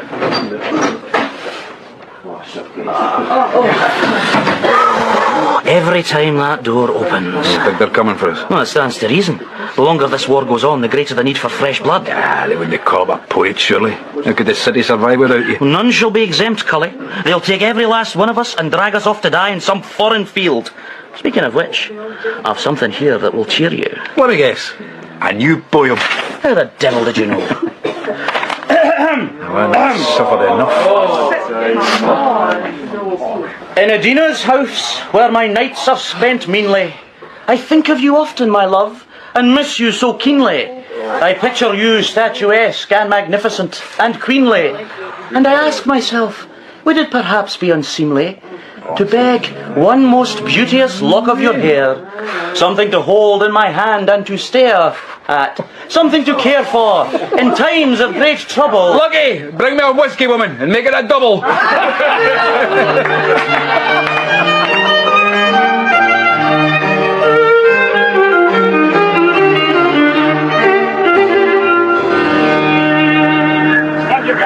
I will. How about you?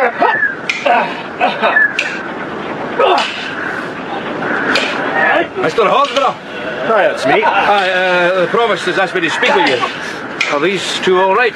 1 hour's practice per day. They're at the castle ramparts, just the place for it. I'm surprised you can swing a sword in this gale. Oh, it's a bit blustery. Take a look at the view. Maybe, when the wind dies. Are you right to be cautious? 4 of my men were blown off the parapet last month. Here, come on. We can talk in here. That's better. Mind your head in the lantern. Here, we'll have a box to sit on. Will you take a pipe, Mr. Callender? No, thank you, Mr. Hosmer. Sergeant Hosmer.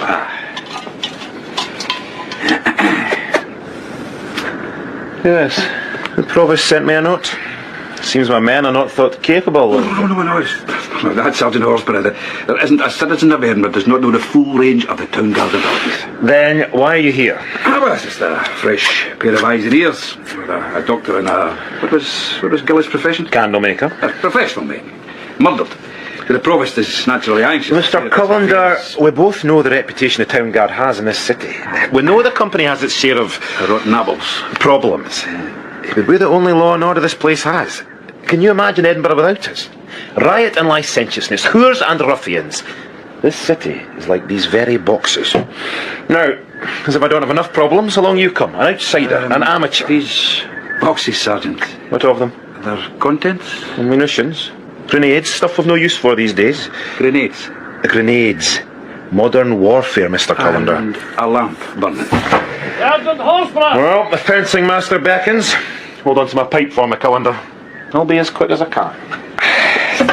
Sergeant Horsburgh! Sergeant Horsburgh! God. Sergeant Horsburgh!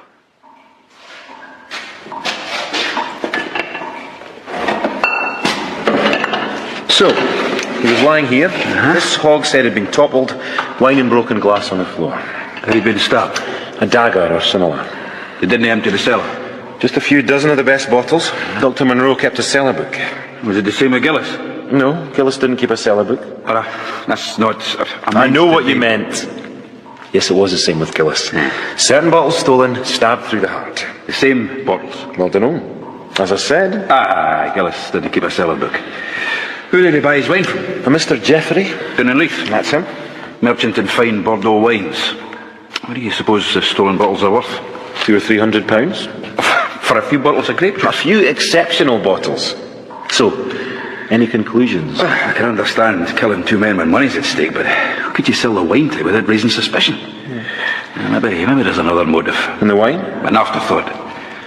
And do you have any theories? Well, I still think he was killed for his wine. Now that the excise men have done away with smuggling, there are plenty of ruffians out there. We work our damnedest to stamp out one problem, only to replace it with another. A fresh exploit for Blackie Bird, perhaps. Blackie Bird's dead. If he ever existed. What do you mean? Well, I've heard the stories. He's no more than the invention of failed smugglers and their cups. Fearsome myth. Best ones always are. But what about the chase through Cramond? And the time he disguised himself as a monk? Tell me, have you ever met anybody who's seen Blackie Bird or spoken with him? Well... Precisely. A story gets made up and then everybody joins in. You know, there's another rumour. About Blackie? About the 2 murders. The bodies were laid out the same way. Legs together, arms outstretched. Sign of the cross. And drops of wine on their foreheads and palms. Yes. Some religious connection. Or zealots who disapprove of trade with Bonaparte. We are at war with the devil. One advantage of a career in the town guard. You're not likely to be press-ganged. No, but they got my brother. Is he... Haven't heard from him since. Well, if we're finished here, where next? Well, Gillis was a candlemaker, you say? Correct. I'm trying to think of enemies the 2 men might have shared. We could talk to Dr. Monroe's superior. Who might that be? Well, Dr. Camp. Didn't you know? Monroe was no ordinary doctor. He was second in command at Bedlam.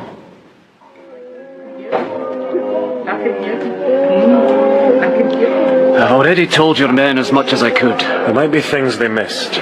Such as? Well, no one will ask, Dr. Kant. Is she all right? Well, she would hardly be in Bedlam if she was all right. Some of the inmates resist treatment. A tub of water over the head, that counts as treatment. It can calm a seizure. I'll make the bindings tighter, man. No movement allowed to the limbs. You seem to have no shortage of treatments, Dr. Kant. Some of these were Dr. Monroe's idea. I miss the poor devil. Just step over them, they won't bite. Are they dead? I can hear them. Catatonia, Sergeant, that's all. The deed are coming back to life. Put your ear to the floor. Every night I hear them scratching their way back up. Hush now, Maggie. Look, perhaps we find conversation easier in the physic garden. The day of judgment, man. Maggie, somebody come and take her. Maggie Kirk? Is that you? It's the devil's wife. You know her? He's bringing them Years back. ago, before they started calling her a witch. She's mad, that's all. Come on. Good. Take Maggie and sit her down somewhere, will you? And be gentle with her. This door here, gentlemen. That's better. From Hades into Eden. It's incredible. Monroe's idea again. We have more than 2,000 plants here. Monroe was interested in herbs as restoratives. A real haven of a place, too. The likes of Maggie get to wander here. Now, gracious, no. It's not for the likes of them. Only I feel a lot calmer for it. Maybe they would too. I didn't realise you were a medical man, Mr. Cullender. Dr. Kant, the reason we're here is to ask if Dr. Monroe could have had any enemies. He was the gentlest soul in Christendom. Do you know he collected wine? It was no secret. Monroe was a convivial host. I dined with him many a time. His friends are all aficionados of the grape. What friends are these? Other wine collectors. Scott, Monboddo, Telford. That would be the Lords Monboddo and Telford. The same, and Walter Scott, the lawyer. How do you smell those herbs? Breathe deeply. This town needs all the perfume it can get. Ah, but these are good for the corpus. Valeriana for the heart. Echinacea for the blood. Althea for the lungs. And that pretty one? Persicaria bistorta. It seems I'm needed indoors. If you'll excuse me, gentlemen, I'm sorry I can't be more help. Thank you for your cooperation, Dr. Kant. What did you think of him? He was obliging. A good man. You have doubts? There's something he wasn't telling us. You see how we were hurried outside when Maggie Kirk came along? You noted his eyes. He was expecting some attack. Working where he does, it's understandable. No, it's something else. I thought they said the mad weren't allowed out here. See on that bench? But not dressed like the riches were then. Who did you, my lady? He's 5'10", lovely brown curling hair, a nice face. Have you seen him? Mad, as I said. Seen who, my lady? My brother, William Merrily. But he's in there. Oh, I don't know where he is. Do you work here? Could you look for him? I've tried, but I was too much of a coward. Oh, I'm sorry, William. Yeah, Horsburgh, help me, man. Where are we taking her? Away from here. This situation requires something stronger than will be found in Dr. Kant's physic garden. Feeling a little better? I must apologise. No need. My name's Cullender. Jane Merrily. Here we are, and this is Sergeant Horsburgh. Of the town guard. At your service. Oh, I'm sorry, Sergeant Horsburgh. For what? Not recognising your uniform. Oh, you're not from around here. My family lives in Glasgow. And your brother's gone missing. He came to Edinburgh for the weekend with some friends, and they lost him. It's been several days now, and no word from him. Drink this, and your very good health. I'll say one thing for this place. The wine's cheap. Feeling better, Mrs.? Jane Merrily. A little better, thank you. What business is your brother in? Shipping. Tobacco? Why, yes. Glasgow, Miss Merrily. Ships in the Clyde. That means the Americas. Slaves and tobacco. Now, we're quite used to your tobacco barons coming here to lord it over us. Oh, William could hardly be described as a baron, and he would never lord it over anyone. Sergeant Horsburgh, do you think you might find me a fresh handkerchief? Oh, I've one in my... A lady's handkerchief? Well, there's a stall right outside. Is there? Well, let me give you some money. It'll be my pleasure, Miss... Jane. You can talk in front of him. You saw through my little charade, and you guessed my brother's occupation. Do you think you might help me? Help you find him? I'd make it well worth your while. I'm a touch preoccupied. But it really would mean so much to me. You see, I fear William's been kidnapped. Press gang? Oh, much worse. That's why I couldn't say anything in front of the sergeant. The authorities. Those are the very men who may have snatched him. I didn't understand. Well, not here. It's too public. Will you walk with me? I really would be in your debt. How can I refuse? You're most kind. You are most beautiful. I'm sorry, my lady. I don't know why I'm flattered, Mr. Cullender. Do you have a first name? My friends call me Cully. Cully. Might I call you that? I'd be honoured. And you must call me Jane. There you are, Miss Mary Lee. Thank you, Sergeant. Finest linen. You'll notice the embroidered... Sergeant Osborne, our work is at an end for today. Miss Merrily, might I escort you back to your lodgings? Oh, thank you, Mr. Callender. I was going to suggest a bite to eat. Well, thanks, Sergeant Osborne, but I don't feel the need. I meant Miss Mary Lee and myself. Oh, you're too kind, Sergeant. Another time. And my thanks for that handkerchief. I'll treasure it. Well, bid you good day then, Horsburgh. Until tomorrow. Mr. Callender, a word. If you'll excuse me a moment, my lady. I thought you were watching Reverend Wiley. Then give me the coach fare to Glasgow. He's gone. Packed his bags this morning. Told me he'd been in town a full month. Well, thanks, Ian. You've given me something to think about. Well then, my lady, if you're ready. Bad news, Mr. Callender. No, sure. Mind the step there. Did you drop this, sir? No, she did. Treasure it indeed. Needing a caddy, sir? Aye, laddie. The one that's just left. And then only to strangle.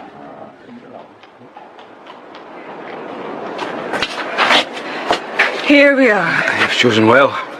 Mr. Scalloway always looks after our guest.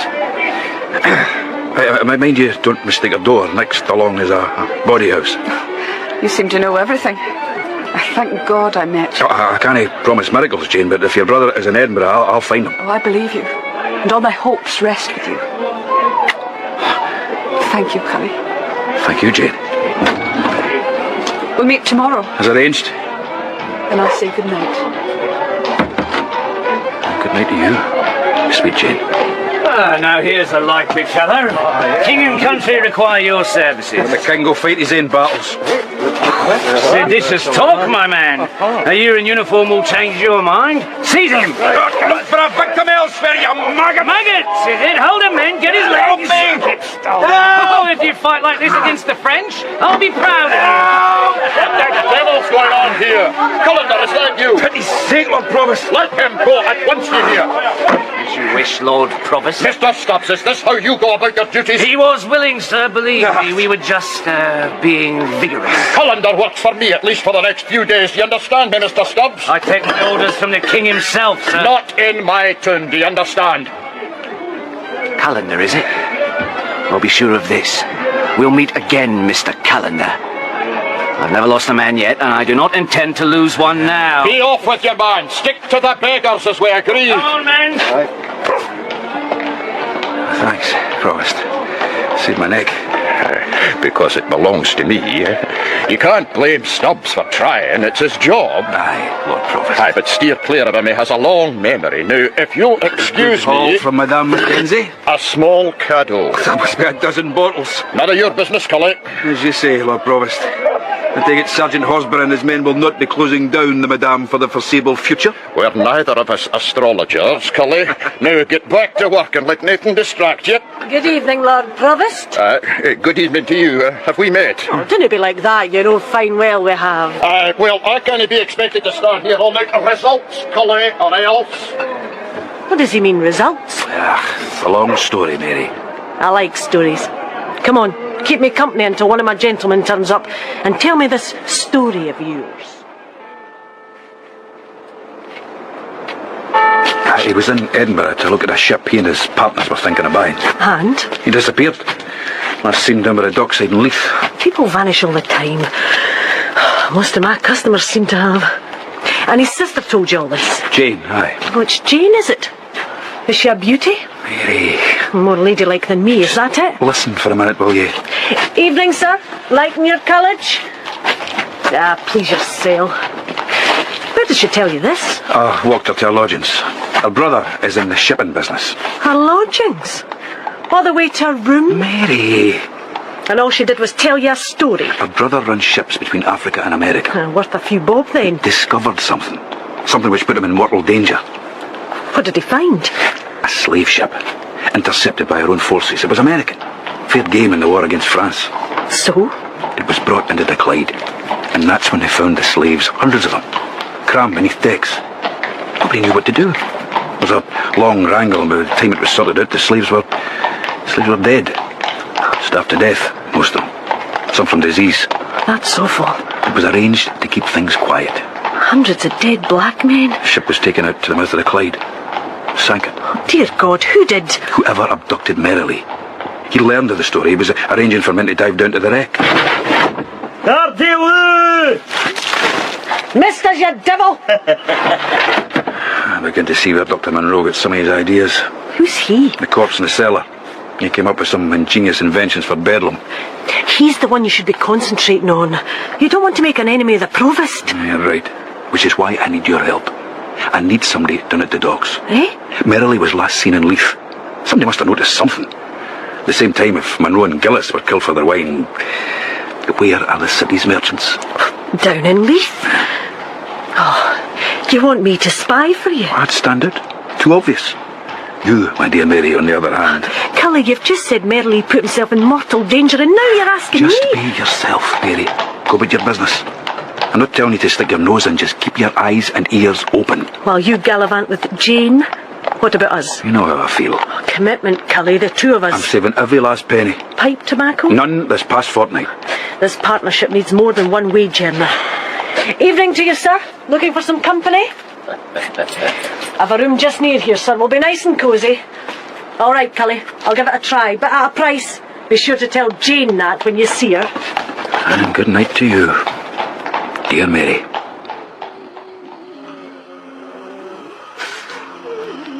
I can hear you. You think I can't, but I can. I can hear you working. Digging. I can hear your whispers. What tongue is that? Hipperty, tapple and dapple, he'll choke on a tatty that's stuck in his thrapple. Come to me, my pretty ones, my keening ones. Come to Maggie Kirk and keep her warm. Oh, your golden are bare. You've climbed the stair. Now, open the door. Take what's yours.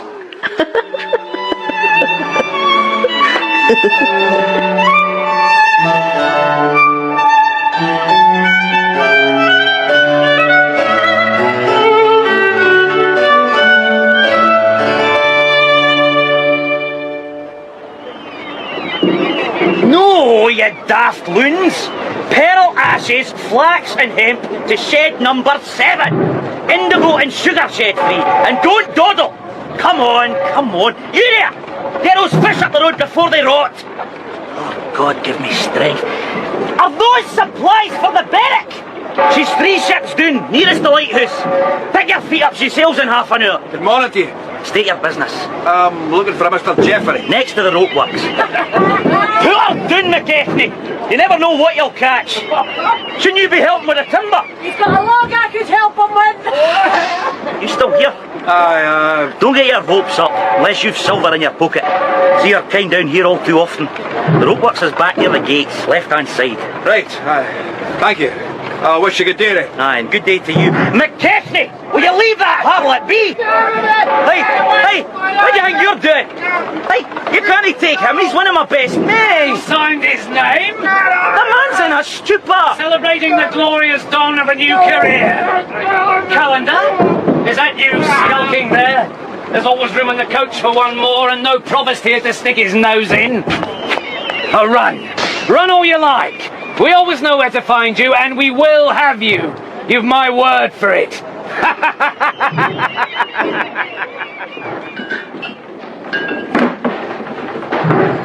Port and Madeira over by that wall. There you are, Mr. Jeffrey. Yes, that's right. And where are the clarets from Messrs. Johnson? I want to make a start on the bottling.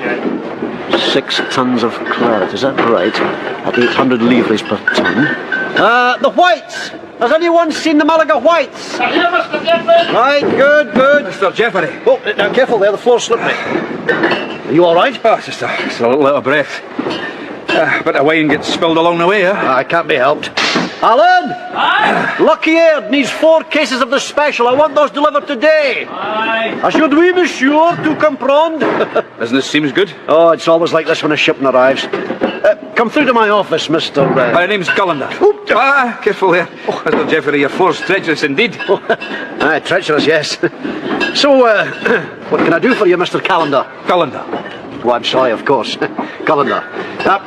In here, please. Less chance of being disturbed. Now then, sit yourself down. A drop of Burgundy. Morashe, I believe. Don't mind if I do, so long as you'll join me. Oh, I fully intend to.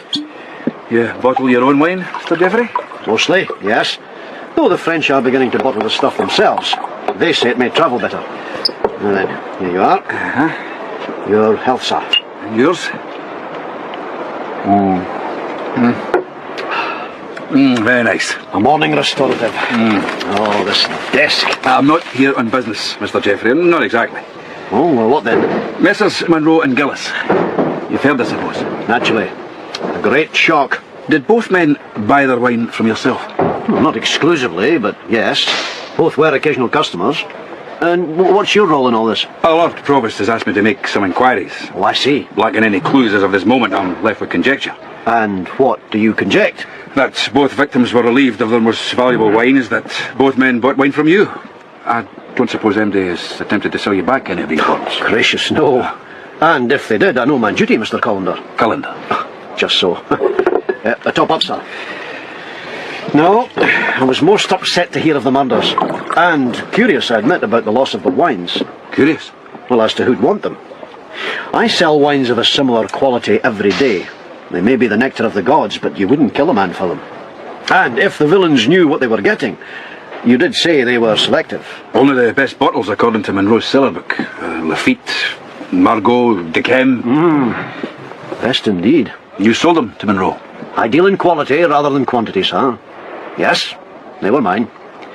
But what's odd is, none of them will be ready to drink for some time yet. What, a matter of weeks? A matter of years, sir. As many as 8 or even 10. And this improves them? You sound sceptical. Well, I'll buy wine to drink, not as ornament. These were no ornaments, man. They were investments. Dreams of a future fulfillment. And speaking of fulfillment... No, not for me. It was delicious, but this early in the day. Detection requires a clear head. Indeed, Mr. Jeffrey. Jeffrey. I'm only sorry I can't be of more help. That's what everybody seems to say. I'll see you out. Mr. Callender. It's more usual to leave by the door. I find that when there's a useful alternative when the devil's at my heels. Good day to you, Mr. Jeffrey. Mr. Callender. Sergeant Horsburgh. I can't tell you how relieved I am to see you. Damn you, Callender, I knew you'd strike out on your own. I've been asking around about you. Lies, all lies. Something wrong? Stubbs and his damn press guy. Look at me, I'm shaking. There's an oyster bar outside the gates. Come on.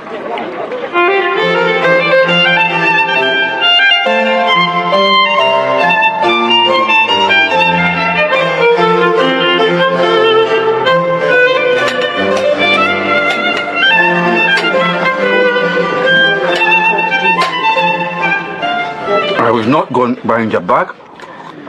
It's my investigation. Mine too.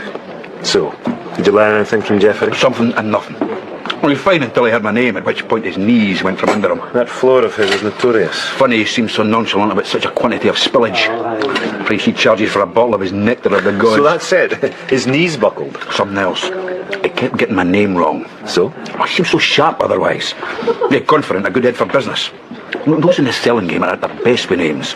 And the name is a potential customer either now or in the future. So why did he get your name wrong? To make me think it didn't matter to him.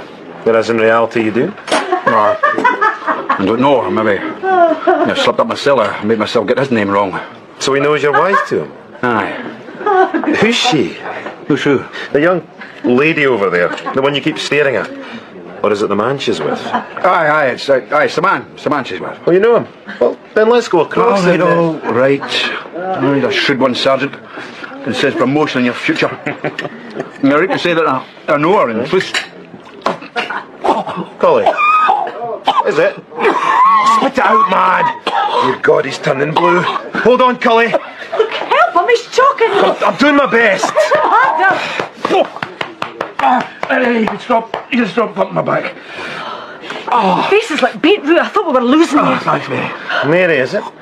Have we met before, soldier? I'm sure I'd remember. No, but I saw you earlier at the dockside. And now Mr. Callender here is going to explain what's going on before I pick up that morsel of potato and wedge it back in his craw. Wayne, for God's sake. Mr. Ballantyne, what happened? A demonstration against the call-up. There must have been 200 or 300 of us. Soldiers attacked. I saw bodies. The life running out of them. Dear God. This is not good.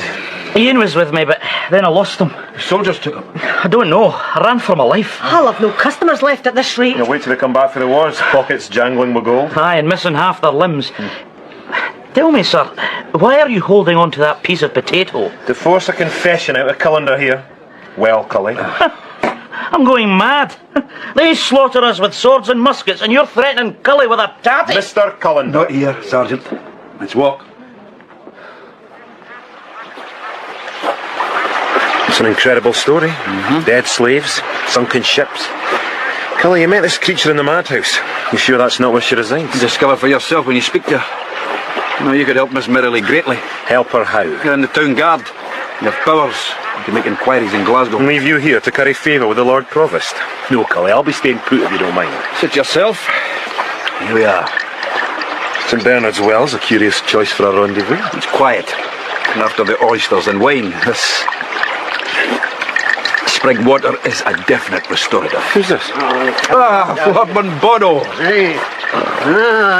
Cullender, is it? Newly drummed out of the company of caddies. On false charges, my lord. You were the one who stole from the minister? No, Sergeant. I'm merely the dupe found guilty of the act. What brings you here, Lord Monboddo? Oh, this damn pig. Ever since Gardenston died, it gives me no rest without a daily visit to his shrine. Very well.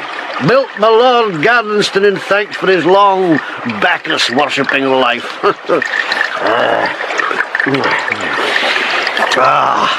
Why did he have to keep a pig as his pet? Why not a monkey or a cat? Fancy a monkey, my lord?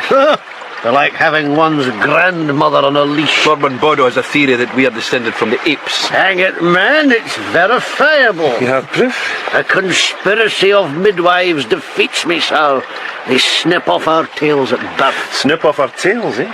Come on then, pig. Let's walk on. Your master's here only in spirit.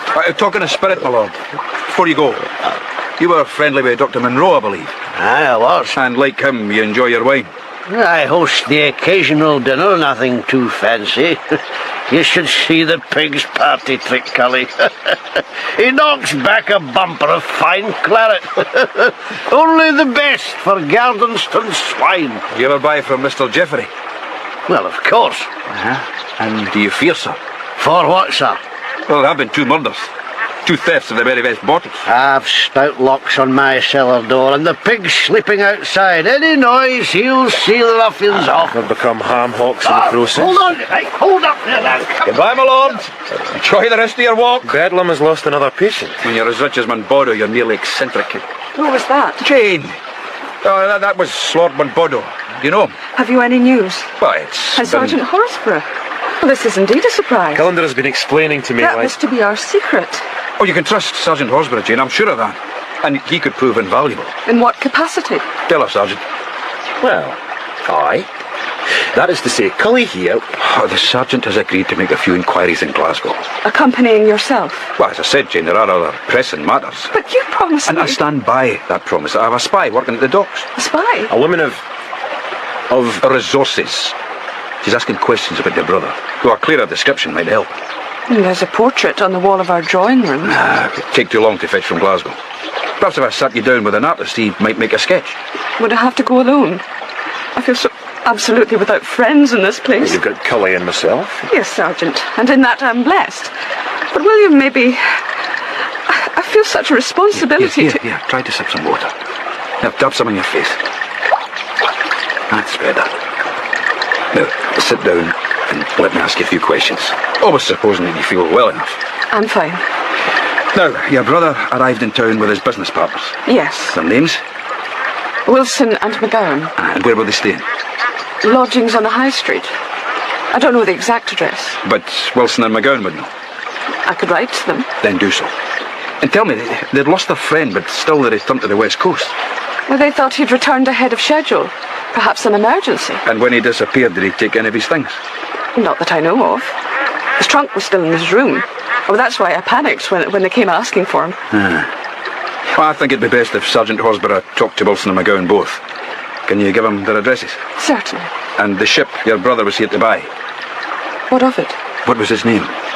I'd have to ask in Glasgow. You can't remember? I think it was the Argus. Argus? Sailing out of Leith? I think so. Cully, I'll go mad if I don't find him.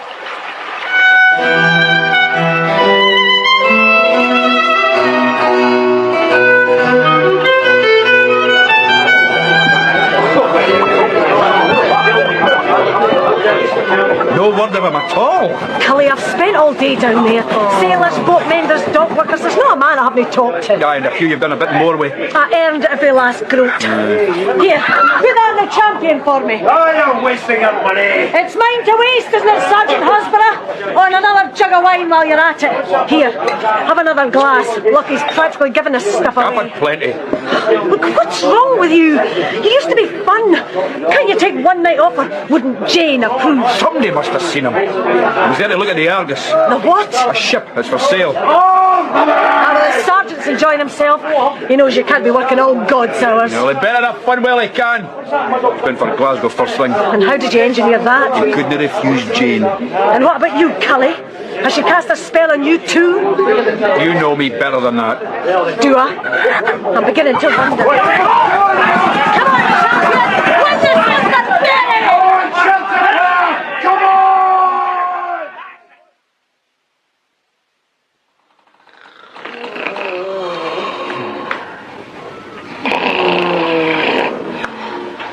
Maggie. Maggie Kirk. How the devil are you? Maggie? Shh, sorry. Back to sleep. Where is she? Maggie? Is that you? What are you doing there? I'm listening to the dead. Put your ear to the floor. Problems enough with a living. Maggie, I wanted to ask you something. They say you're a witch. They say lots of things. Aye, and the most part of them false, I don't doubt. But listen, Maggie, have you ever heard of stabbing a man in the heart, then laying his body in the shape of the cross? Feet apart. Together. And a dribble of wine in either palm. Have you ever come across that? Maggie. Shh. They're telling me something. Maggie, there's no one there. The dead have voices. A drop of wine on the hands, Maggie. Means nothing to me. What's happening here? Hi, Dr. Kant. Good evening to you. Evening. It's the middle of... Mr. Callender. What are you doing? Maggie and I have been catching up on old news, kid. Stand up, Maggie. Get up, woman! Have a nice wee self with you, well away from your voices. You can listen out all you like. And as for you, Callender... There's some problem, Dr. Kant. Guards! Dr. Kant! Escort Mr. Callender to the outside world and stick this one in one of the cells. Dr. A Kant, longer stay can be arranged, but I doubt you'd enjoy it. They'll come for me. For all of us. They're coming. Off with the pair of you. Come on, get your hands off me.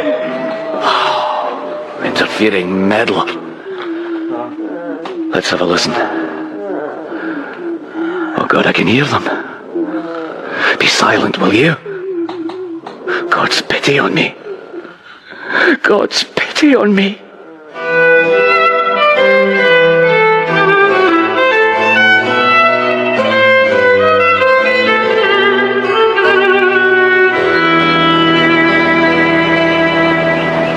If I can get close enough to butt in, I'll be quite happy, gentlemen.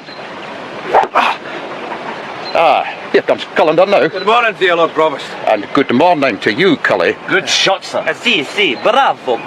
Cully, you already know Dr. Kant. Indeed. And this is Signor Brusci, our very welcome visitor from Italy, where he's known as the Veronese master. I have some little reputation. I didn't know you played, Provost. Golf isn't a game, Cully. Then what is it? Two things, commerce and an excuse. A links such as this is a fine place in which to conduct business, and at the same time the game provides an excuse for getting away from the rigours of both office and the gentler sex. Is that your ball, Signor Brusci? Grazie. The Signor has only just been introduced to the game. What brings him to Scotland? Oh, he's here to paint the portraits of a fortunate few. Including yourself? I'll have the pleasure of sitting for it. He has painted kings and queens, statesmen of a dozen nations. Can we expect a portrait of yourself, Dr. Kant? Signor Brusci has been kind enough to offer a sitting. Cully, Dr. Kant has made a complaint to me. I don't doubt it. You broke into the madhouse last night. The lapse of security. We do not look for people breaking in, Mr. Callender. Nicely played, Signor. Oh, Juice will be here all day.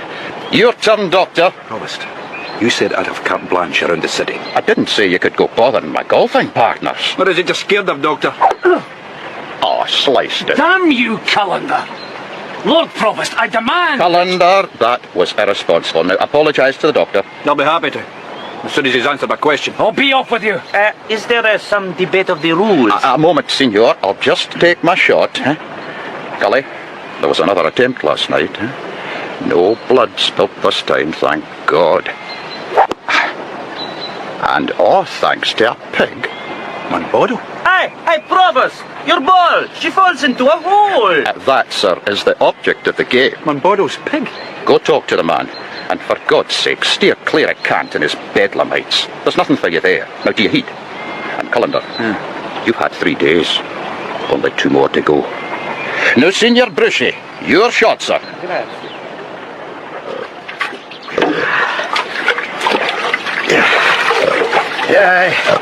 I was hosting a dinner party and Gardenston's pig raised the alarm and chased off the miscreants. We found tools by the cellar door, all down to you, piggy?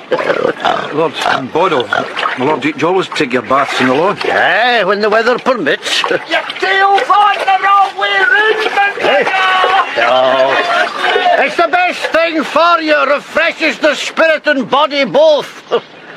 You know, it's an extraordinary coincidence, isn't it? Only yesterday you were warning me to be on my guard. Yes, my lord, as you say, extraordinary. And as I foretold, the pig came to the rescue.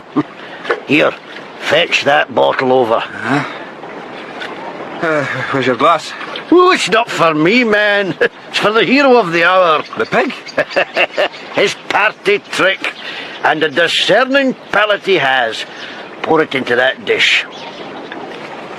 Hey, that's enough, Cully. Lafitte. It's a bit young, but I don't suppose he'll mind. The same vintage as was taken from Monroe's cellar. Now, watch this. Come on, piggy. He doesn't seem keen, my lord. That's curious. I thought I'd found his reward. Perhaps a cabbage. Yeah, but he loves his claret. He's obviously more of a connoisseur than I'd imagined.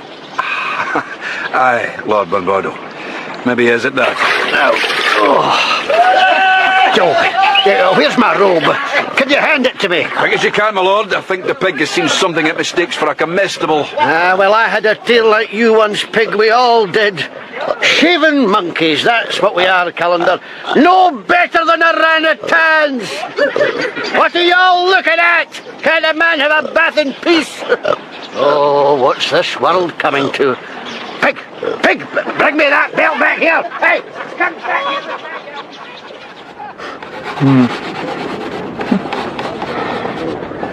The chin a bit squarer. More square?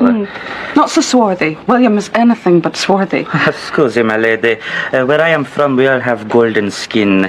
Yours is pale as porcelain and just as fine. Why, thank you, Signor Bruschi. Cully, where did you find this delightful man? What about the hair, Jane? He's done that very well. Mille grazie, madame. The eyes aren't bad either. It's only a sketch, you understand. With my oil... We understand. A slight cleft to the chin. He's a handsome young man. Yes, isn't he? You have other sisters or brothers? Just my mother. Oh, I meant to tell you. I've had a note. Mama has worried herself into a sickbed. You're returning to Glasgow? Oh, Cully, I must. And I know that with you here and this portrait to help It's you... more a sketch than a portrait, madame. If I were to spend more time with you... Time is the one thing we don't have. Signor Bruschi, will you leave us a moment? As you wish. If I might just say one thing... I'd like you to sit for me sometime, my lady. Yes? Beauty such as yours should be captured for all eternity, and only an artist can deny time. Thank you, Signor Bruschi.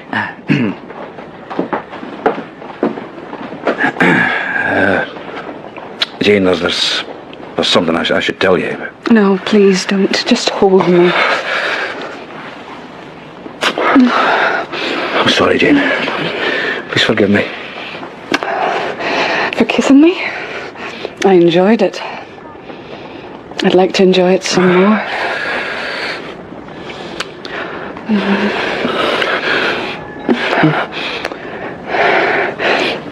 I hope you don't think the less of me. I could hardly think more of you, Jane. I fear Mary would not approve. Who's Mary? My Cully. Are you equally dismissive of all your lovers? I would never dismiss you. I'm just relieved you didn't receive your mother's note earlier. You ended up sharing the journey with Horsborough.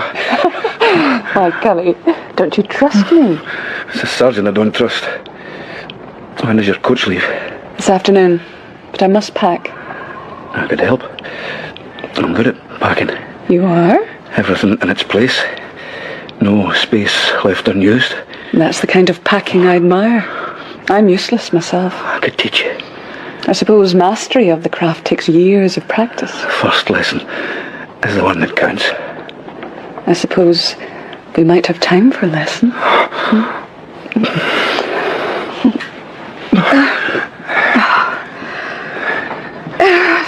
It's very like him. I'll find them, Jane. If it takes the last breath of my body. Oh, don't say that. But remember, dearest Cully, the men who took my brother... I can look after myself. I don't doubt it, but all the same... Be careful. Oh, Jane. Cully, what's in front of Signor Bruschi? I am an artist, my lady. I have seen everything this life has to offer. Will my little sketch suffice? Perfectly. You have my admiration. Delightful. Only one thing could please me more. What's that? Mere admiration buys few meals in this town, my lady. I don't think payment will be necessary, do you, Signor? Cully, that is for me to decide. Explain yourself, sir. It would take me a bit of time to prove it, but we could save all that bother if you'll just tell us where you really hail from, Signor Veronese Master. What are you saying? In my line of work, I come up against every type of charlatan and trickster. Now, I could always take my suspicions to the provost. He would have you ply your trade in the walls of the toll booth while he made his inquiries. Or you could tell us right now. I'm from Selkirk originally. Signor Bruschi. It's Bush, actually, Alexander Bush. But I have spent time in Verona. You didn't get that tanned in Selkirk. And your accent's a work of art in itself. Well, artists from abroad seem to be more highly regarded. And there's less chance of being pressed into service against the French. What are you going to do? Oh, that's up to you, my friend. If, say, you made a gift or a sketch... Oh, gladly. Then we might be of a mind to say nothing. Tell me something. Is your golf game really that bad? I could have beaten a pair of them with my eyes shut. And the doctor can't say anything about me. Well, he made it clear you'd not be welcome in his sight. I meant what I said about painting you. And about my skin being like porcelain. Well, Signor Bruschi is much more confident than I. He says what he feels. Mr. Bush, you are Signor Bruschi. Aye. I suppose I am at that. One thing. When you come to paint the provost, be sure not to overlook that escarpment he calls a nose. When you're ready, coachman. Way up there!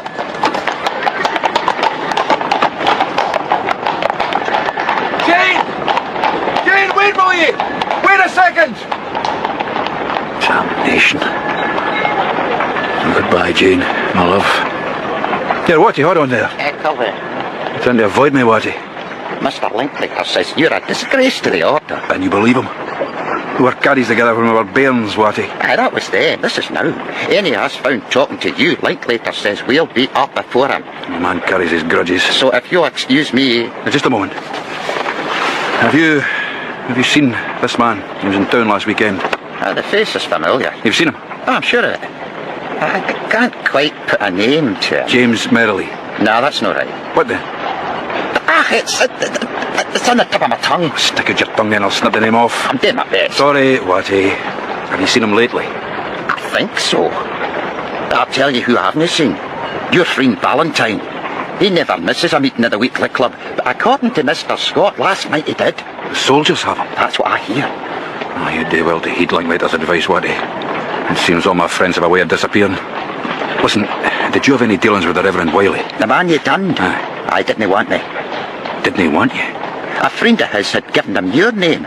You never mentioned that. As soon as he got off the coach, I was on him. Did he need a caddy? Did they have lodgings? But all he wanted to know was where he could find Callender the caddy, as if the rest of us weren't worth the time. I thought we'd met by accident. Oh, no accident. I described you. I told him where you'd be. No accident? But didn't go blaming me. I didn't pocket anybody's timepiece. Indeed you didn't, Watty. Indeed you didn't.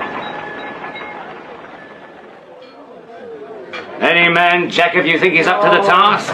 Let the cowards sit in their corners with their rats and spiders. It's heroes I'm wanting. Come on, who's with me? More wine, look here. I had my fill. As have I. But I'm a long way from stopping. Mr. William Merrily, Lucky. Striking young man. A face not easily forgotten, eh? Aye. Only Watty seems to have laid eyes on him. He looks like somebody. His sister says he went to Leaf. Whose word does she have for that? I'll tell you, Messrs. Wilson and McGowan, Merrily's own business partners. You think they've done away with him? I begin to fear he won't be found alive. I hope Horsborough's canny enough to ask the right questions. Damn him. I wanted him away from here now. He's in the same city as dear Jane.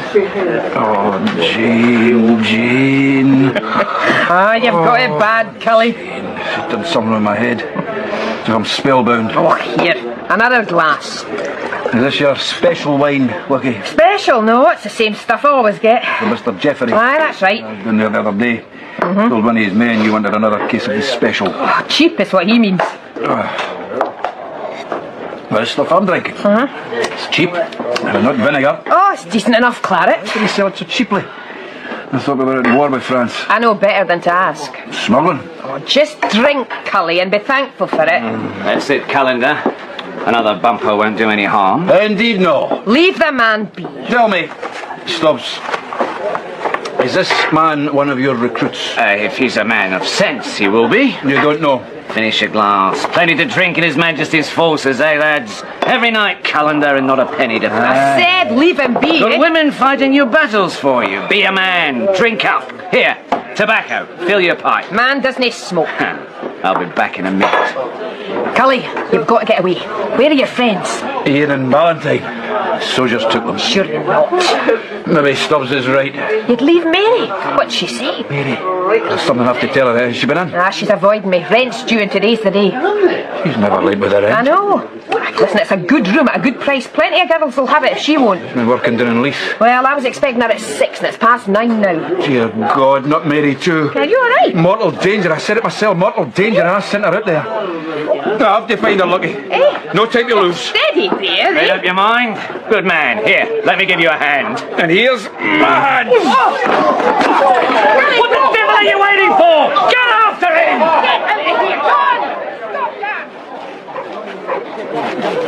Has anybody seen Mary? No, no. Huh? Have you seen her? No. Oh, dear Lord, Kate, is that you? Cully, looking for company. I'm looking for Mary. Aye, she's no hero, I am. What'd you say? Nothing better after a few drinks. I need to find her. I think she's... Oh, Lord, it's all my fault. Just what? You're not making any sense. No, you're right. Maybe Bedlam's the place for me. I'd be safe enough there, eh? Ah, Mr. Cullen. Well, I have to go. If you see her, tell her I must speak with her. I'll tell her, but... Stop him! A bottle of whiskey to the first man to bring him down!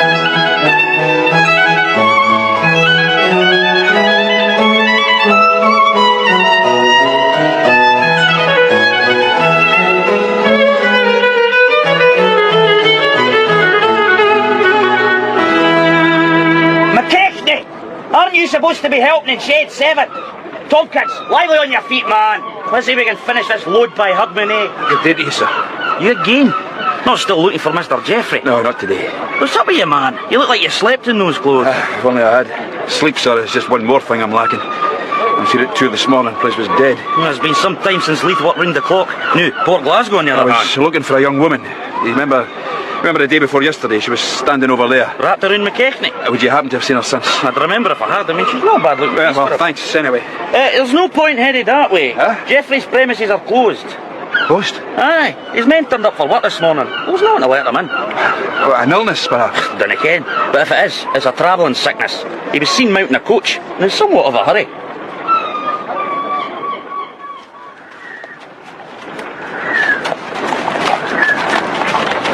Cully, here's your damn horse. You fit? I don't want him dying under me. The best the town guard has to offer. Though why it had to be one of their horses. I have my reasons, Lord Provost. Well, I've given my word you'll bring him back in one piece. Cully, you will be coming back. You can trust me, Provost. I'm your man, remember. I'll hunt you down if I have to. You may have to form a queue behind Stubbs. Forget Stubbs, just finish your task. Aye, Lord Provost. Be careful in Glasgow, Cully. The West Coasters lack our refinements and sensibilities. And remember, if I have to come and find you, I'll have you hung, drawn and quartered and feed your liver to Monbuddo's pig.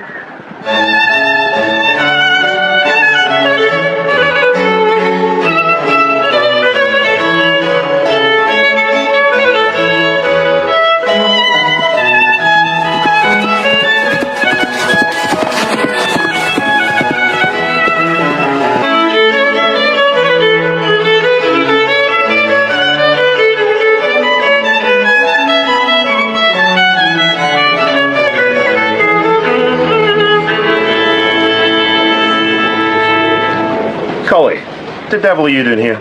Looking for you, Sergeant Horsburgh. You're trying to track down a couple of shipping merchants. I deduced you'd come to the city's shipping office. You've come a long way for nothing. Here, let's sit down. I know, I prefer to stand. So, you say my trip's been in vain? I've questioned everyone, Cully. Wilson and McGowan. No one's ever heard of them. The address Miss Merrily gave for them, there's no one living there. The harbour master showed me a list of transactions for the past 12 months. No mention of them. And they're not shipping agents. So who are they? A question only 3 men can answer. 2 of them being the riches themselves. And the third? Mr. James Merrily. This is him. A fair likeness, according to Jane. But this is a joke, isn't it? How do you mean, sir? It's you, Cully. Eh? I mean, it's a younger you. Well, isn't it? Granted, the artist has made some embellishments. What he said he recognised the face. This was drawn from Jane's description of her brother. Then there are 3 options possible. 1, she's infatuated with you. 2, that the artist finds you strangely attractive. And 3? Mr. James Merrily and yourself were separated at birth. I need to think about this. I know a couple of decent house. Is your horse outside? Stabled. Probably every bit as sore as I. Well, the inns around here are seething. Would you better to head I noticed all the activity. What's going on? Several ships are ready to sail. Some for the Indies and Americas, others for Africa. I passed one of them, the Argus. I have to imagine that a contraption of planks and canvas will carry men halfway around the globe. Halfway around Scotland is quite far enough for me. Did you say Argus? That's right. Here? Well, what's wrong? That's a ship James Merrily was enlisted to inspect. Are you sure? What's the name Jane gave? Well, do you not remember? At the well. Perhaps you were preoccupied. You're sure she said Argus? I could ask her. She's in Glasgow. Damn it. I don't even know where she lives. We could find her. Well, of course we could. We've proven ourselves in that department, haven't we? Well, hang it all, Cully. If men don't exist, we can hardly be expected to find them. Dear God. Dear God. Is that the answer? Is what the answer? Only one way to find out. The Argus, Sergeant. You lead the way.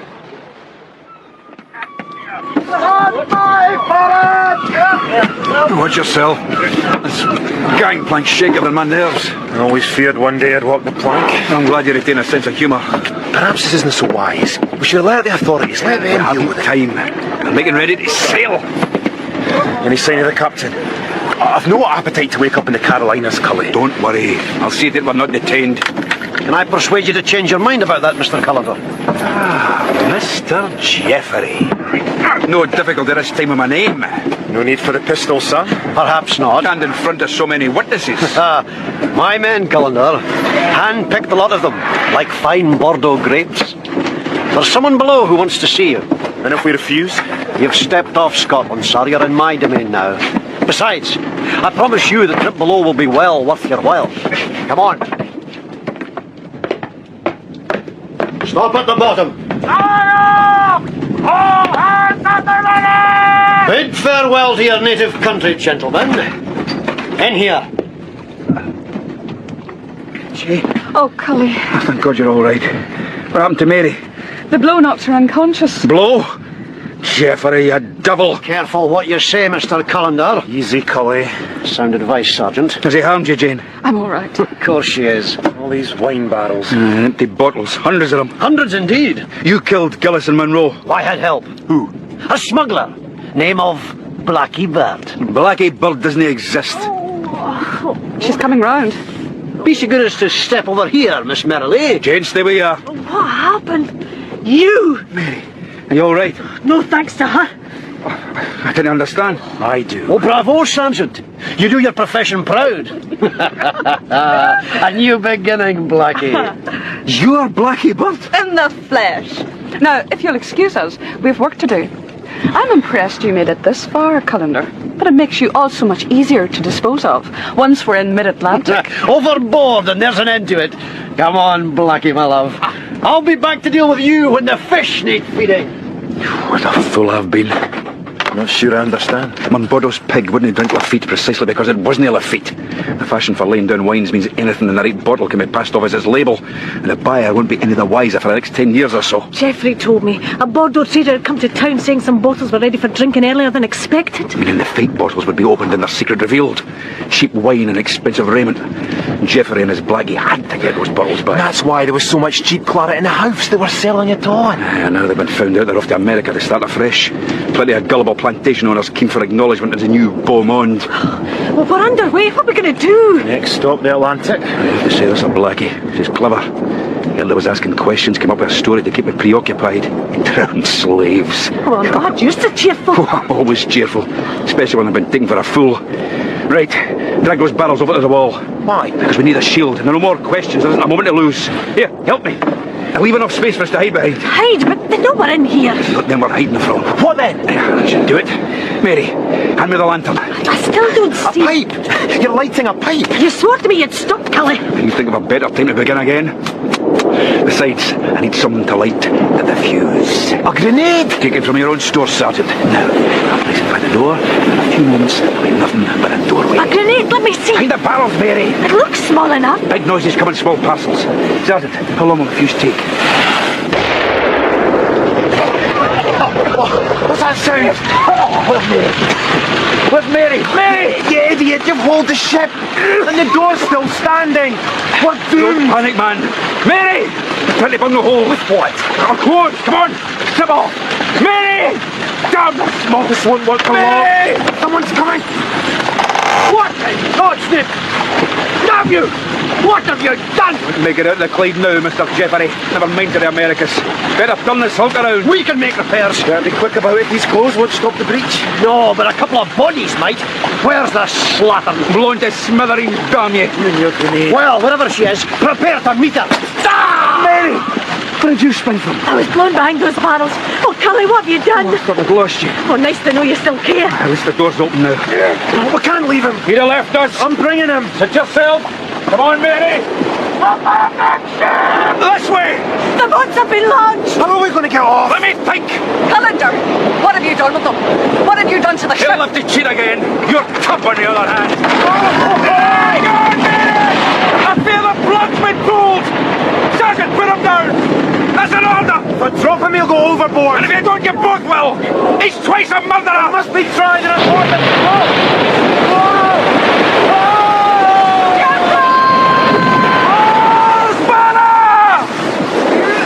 Jump for it, Mary! I can't swim! In the barrels, hang on to one! Go on, woman!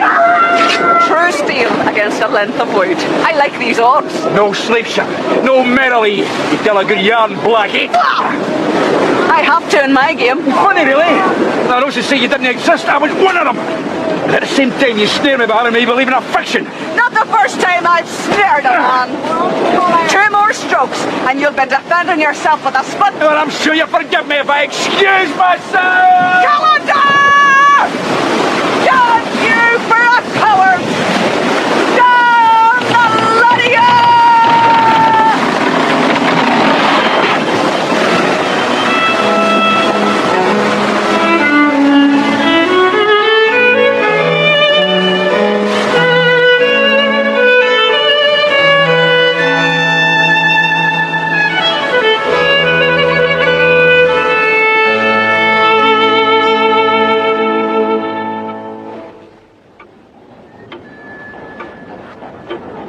Nothing cowardly about it. You swam to shore. Held onto a barrel and kicked. No, Lord Provost. Scusi.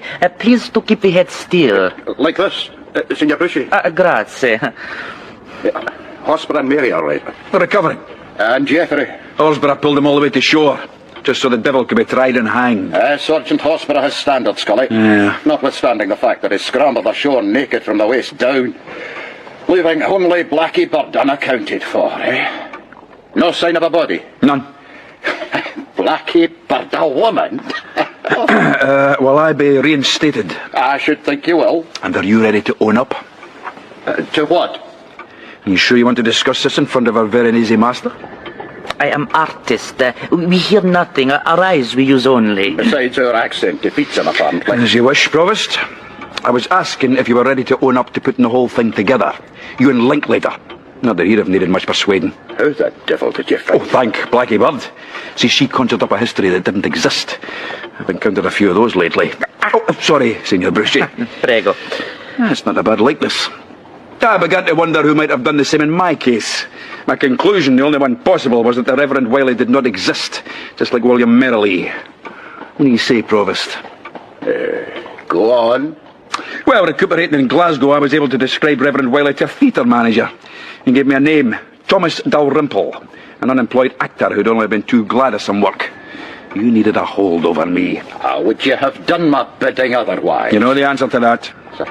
I thought it was quite ingenious. I'm sure we can all agree with that. Eh, Signor Brushy? Non comprendo. I need to concentrate. Don't bother the man, Cully. He's an artist. A bit more work needed on the face, Signor. That central feature requires more paint, in my opinion. And don't be niggardly. Oh, damn it, man, don't crowd him. The thing is, Cully, my little scheme worked. And now we can all feel vindicated. I'm sorry if your nose was put out of joint, but it was all in a good cause. Keep up the good work, Signor Brushy. All forgiven? Ah, good. Now, come along, there's an open bottle here. From any particular cellar? No. With respect, Provost, I've matters elsewhere. Oh? After what I've been through, a trip to Bedlam should seem like a country ramble. How long have you known? Almost from the start. I don't believe you. Believe what you like, Dr. Kant. What gave me away? We knew you were hiding something. And when Maggie Kirk started raving about voices below ground, recently I've begun to pay more attention to the stories I'm told, no matter how outlandish. Careful with the lamp. The steps get narrow here. I didn't know you had cellars. Well, nor does anyone. That's the beauty. Hang on, I need to... Good day to you all. Ian, I thought they'd drag you off to fight. I'm Mr. Ballantyne. The house has seemed that desolate place without you. Oh, Cully, is the fighting finished? Not that I've heard. Bonaparte to Sardinia and Austria looks next. But you can't mean to stay down here forever. Only till Stubbs and his gang head off to do their infernal work elsewhere. People get scared, Mr. Cullender. They seek sanctuary where they can find it. But what sort of maniac would look for it? One place the press gangs don't go, Cully. They only want the sane to fight their battles. Nice point, don't you think? And one that has provided me with a theme for a poem. Could you hold that lantern close? Robert Ferguson died in Bedlam, did you know that? Some of our greatest poets have been mad. And some of our worst. 'Neath Bedlam's roof beams we hear their cries, their coughs and splutters and their sighs. From dawn all through the clock still hours, we hear them yelp 'neath ice-cold showers. But who is mad and who is sane? Is there any hope for him, Doctor? Well, poetry, I'm afraid, is one affliction we can't yet cure. Well, here's some medicine for you. Hey! Oh, Cully! Did you do that? Oh, mercy, man, it's pitch black. Cully! Cully, come back here, it's all right! I have the lines memorised! Cully! Cully! Mary! Mary, are you asleep still? Oh, what a day I've had of it. And you too, poor soul. I blame myself. Mary! Mary, are you all right? You. I had to see you, Cully. Aren't you pleased to see me? Where's Mary? Out plying her trade. I saw her leave and decided to wait for you here. Safer than on the street. Don't I get a kiss? You tried to kill me. In the heat of the moment. Your arm. What happened? A scratch. Shame to lose the ship. The fish will be filling their stomachs with claret. Jeffrey will be hanged. Of course. Tell me one thing. The way the bodies were laid out. The first was accidental. Then the story started. I saw an opportunity to muddy the waters and laid Munro out the same way. I always take my opportunities, Cully. I believed your story. Well, no reason why you shouldn't. It's true, after all. Oh, yes. Happened a couple of years back. The ship's still there, somewhere not too far from the Argus, and still full of drowned slaves. It was a brilliant scheme, don't you think? Devious, certainly. Oh, but I am devious, Cully. Devious and successful. A bit like yourself. Oh, I fear I'm a simple creature compared to you, Blackie. You made it as far as the ship. You scuppered the whole plan. Cully, I need a new partner. There are fools still to be gulled, pockets to be relieved of their silver. The two of us, Cully. Think about it. And we'd be lovers too. I'd like that. As Geoffrey and you were lovers. He was half the man you are. Cully, we'd be sensational. You'd know we would. I can see it in your eyes. Kiss me. Seal the contract. Mary won't be all night. You'd best leave. Are you sure? I'll thank you to go. You want me to stay. Partners, Cully. For life. An all too brief life, no doubt. Goodbye, Blackie. Goodbye, Cully. Perhaps we'll meet again someday. Not if you value your neck.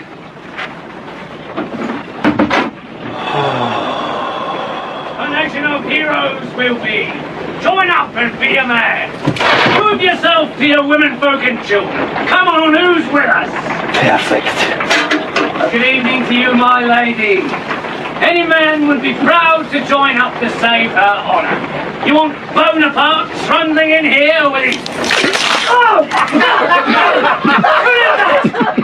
Show yourself! Which one of you? You're cowards, a lot of you! What are you laughing at?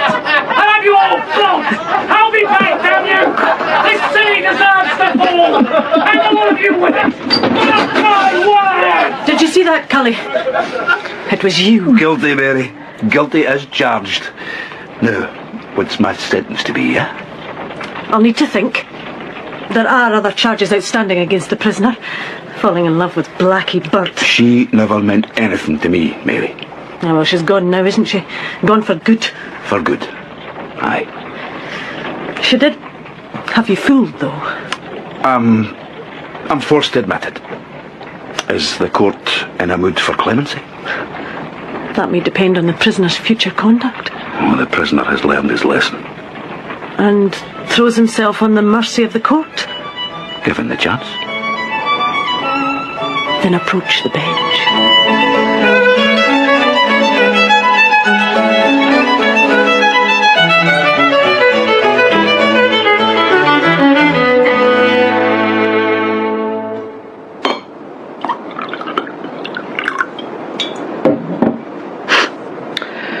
Drowned the sailors, drowned the wine, O don your dark apparel, our most affordable claret departed every barrel.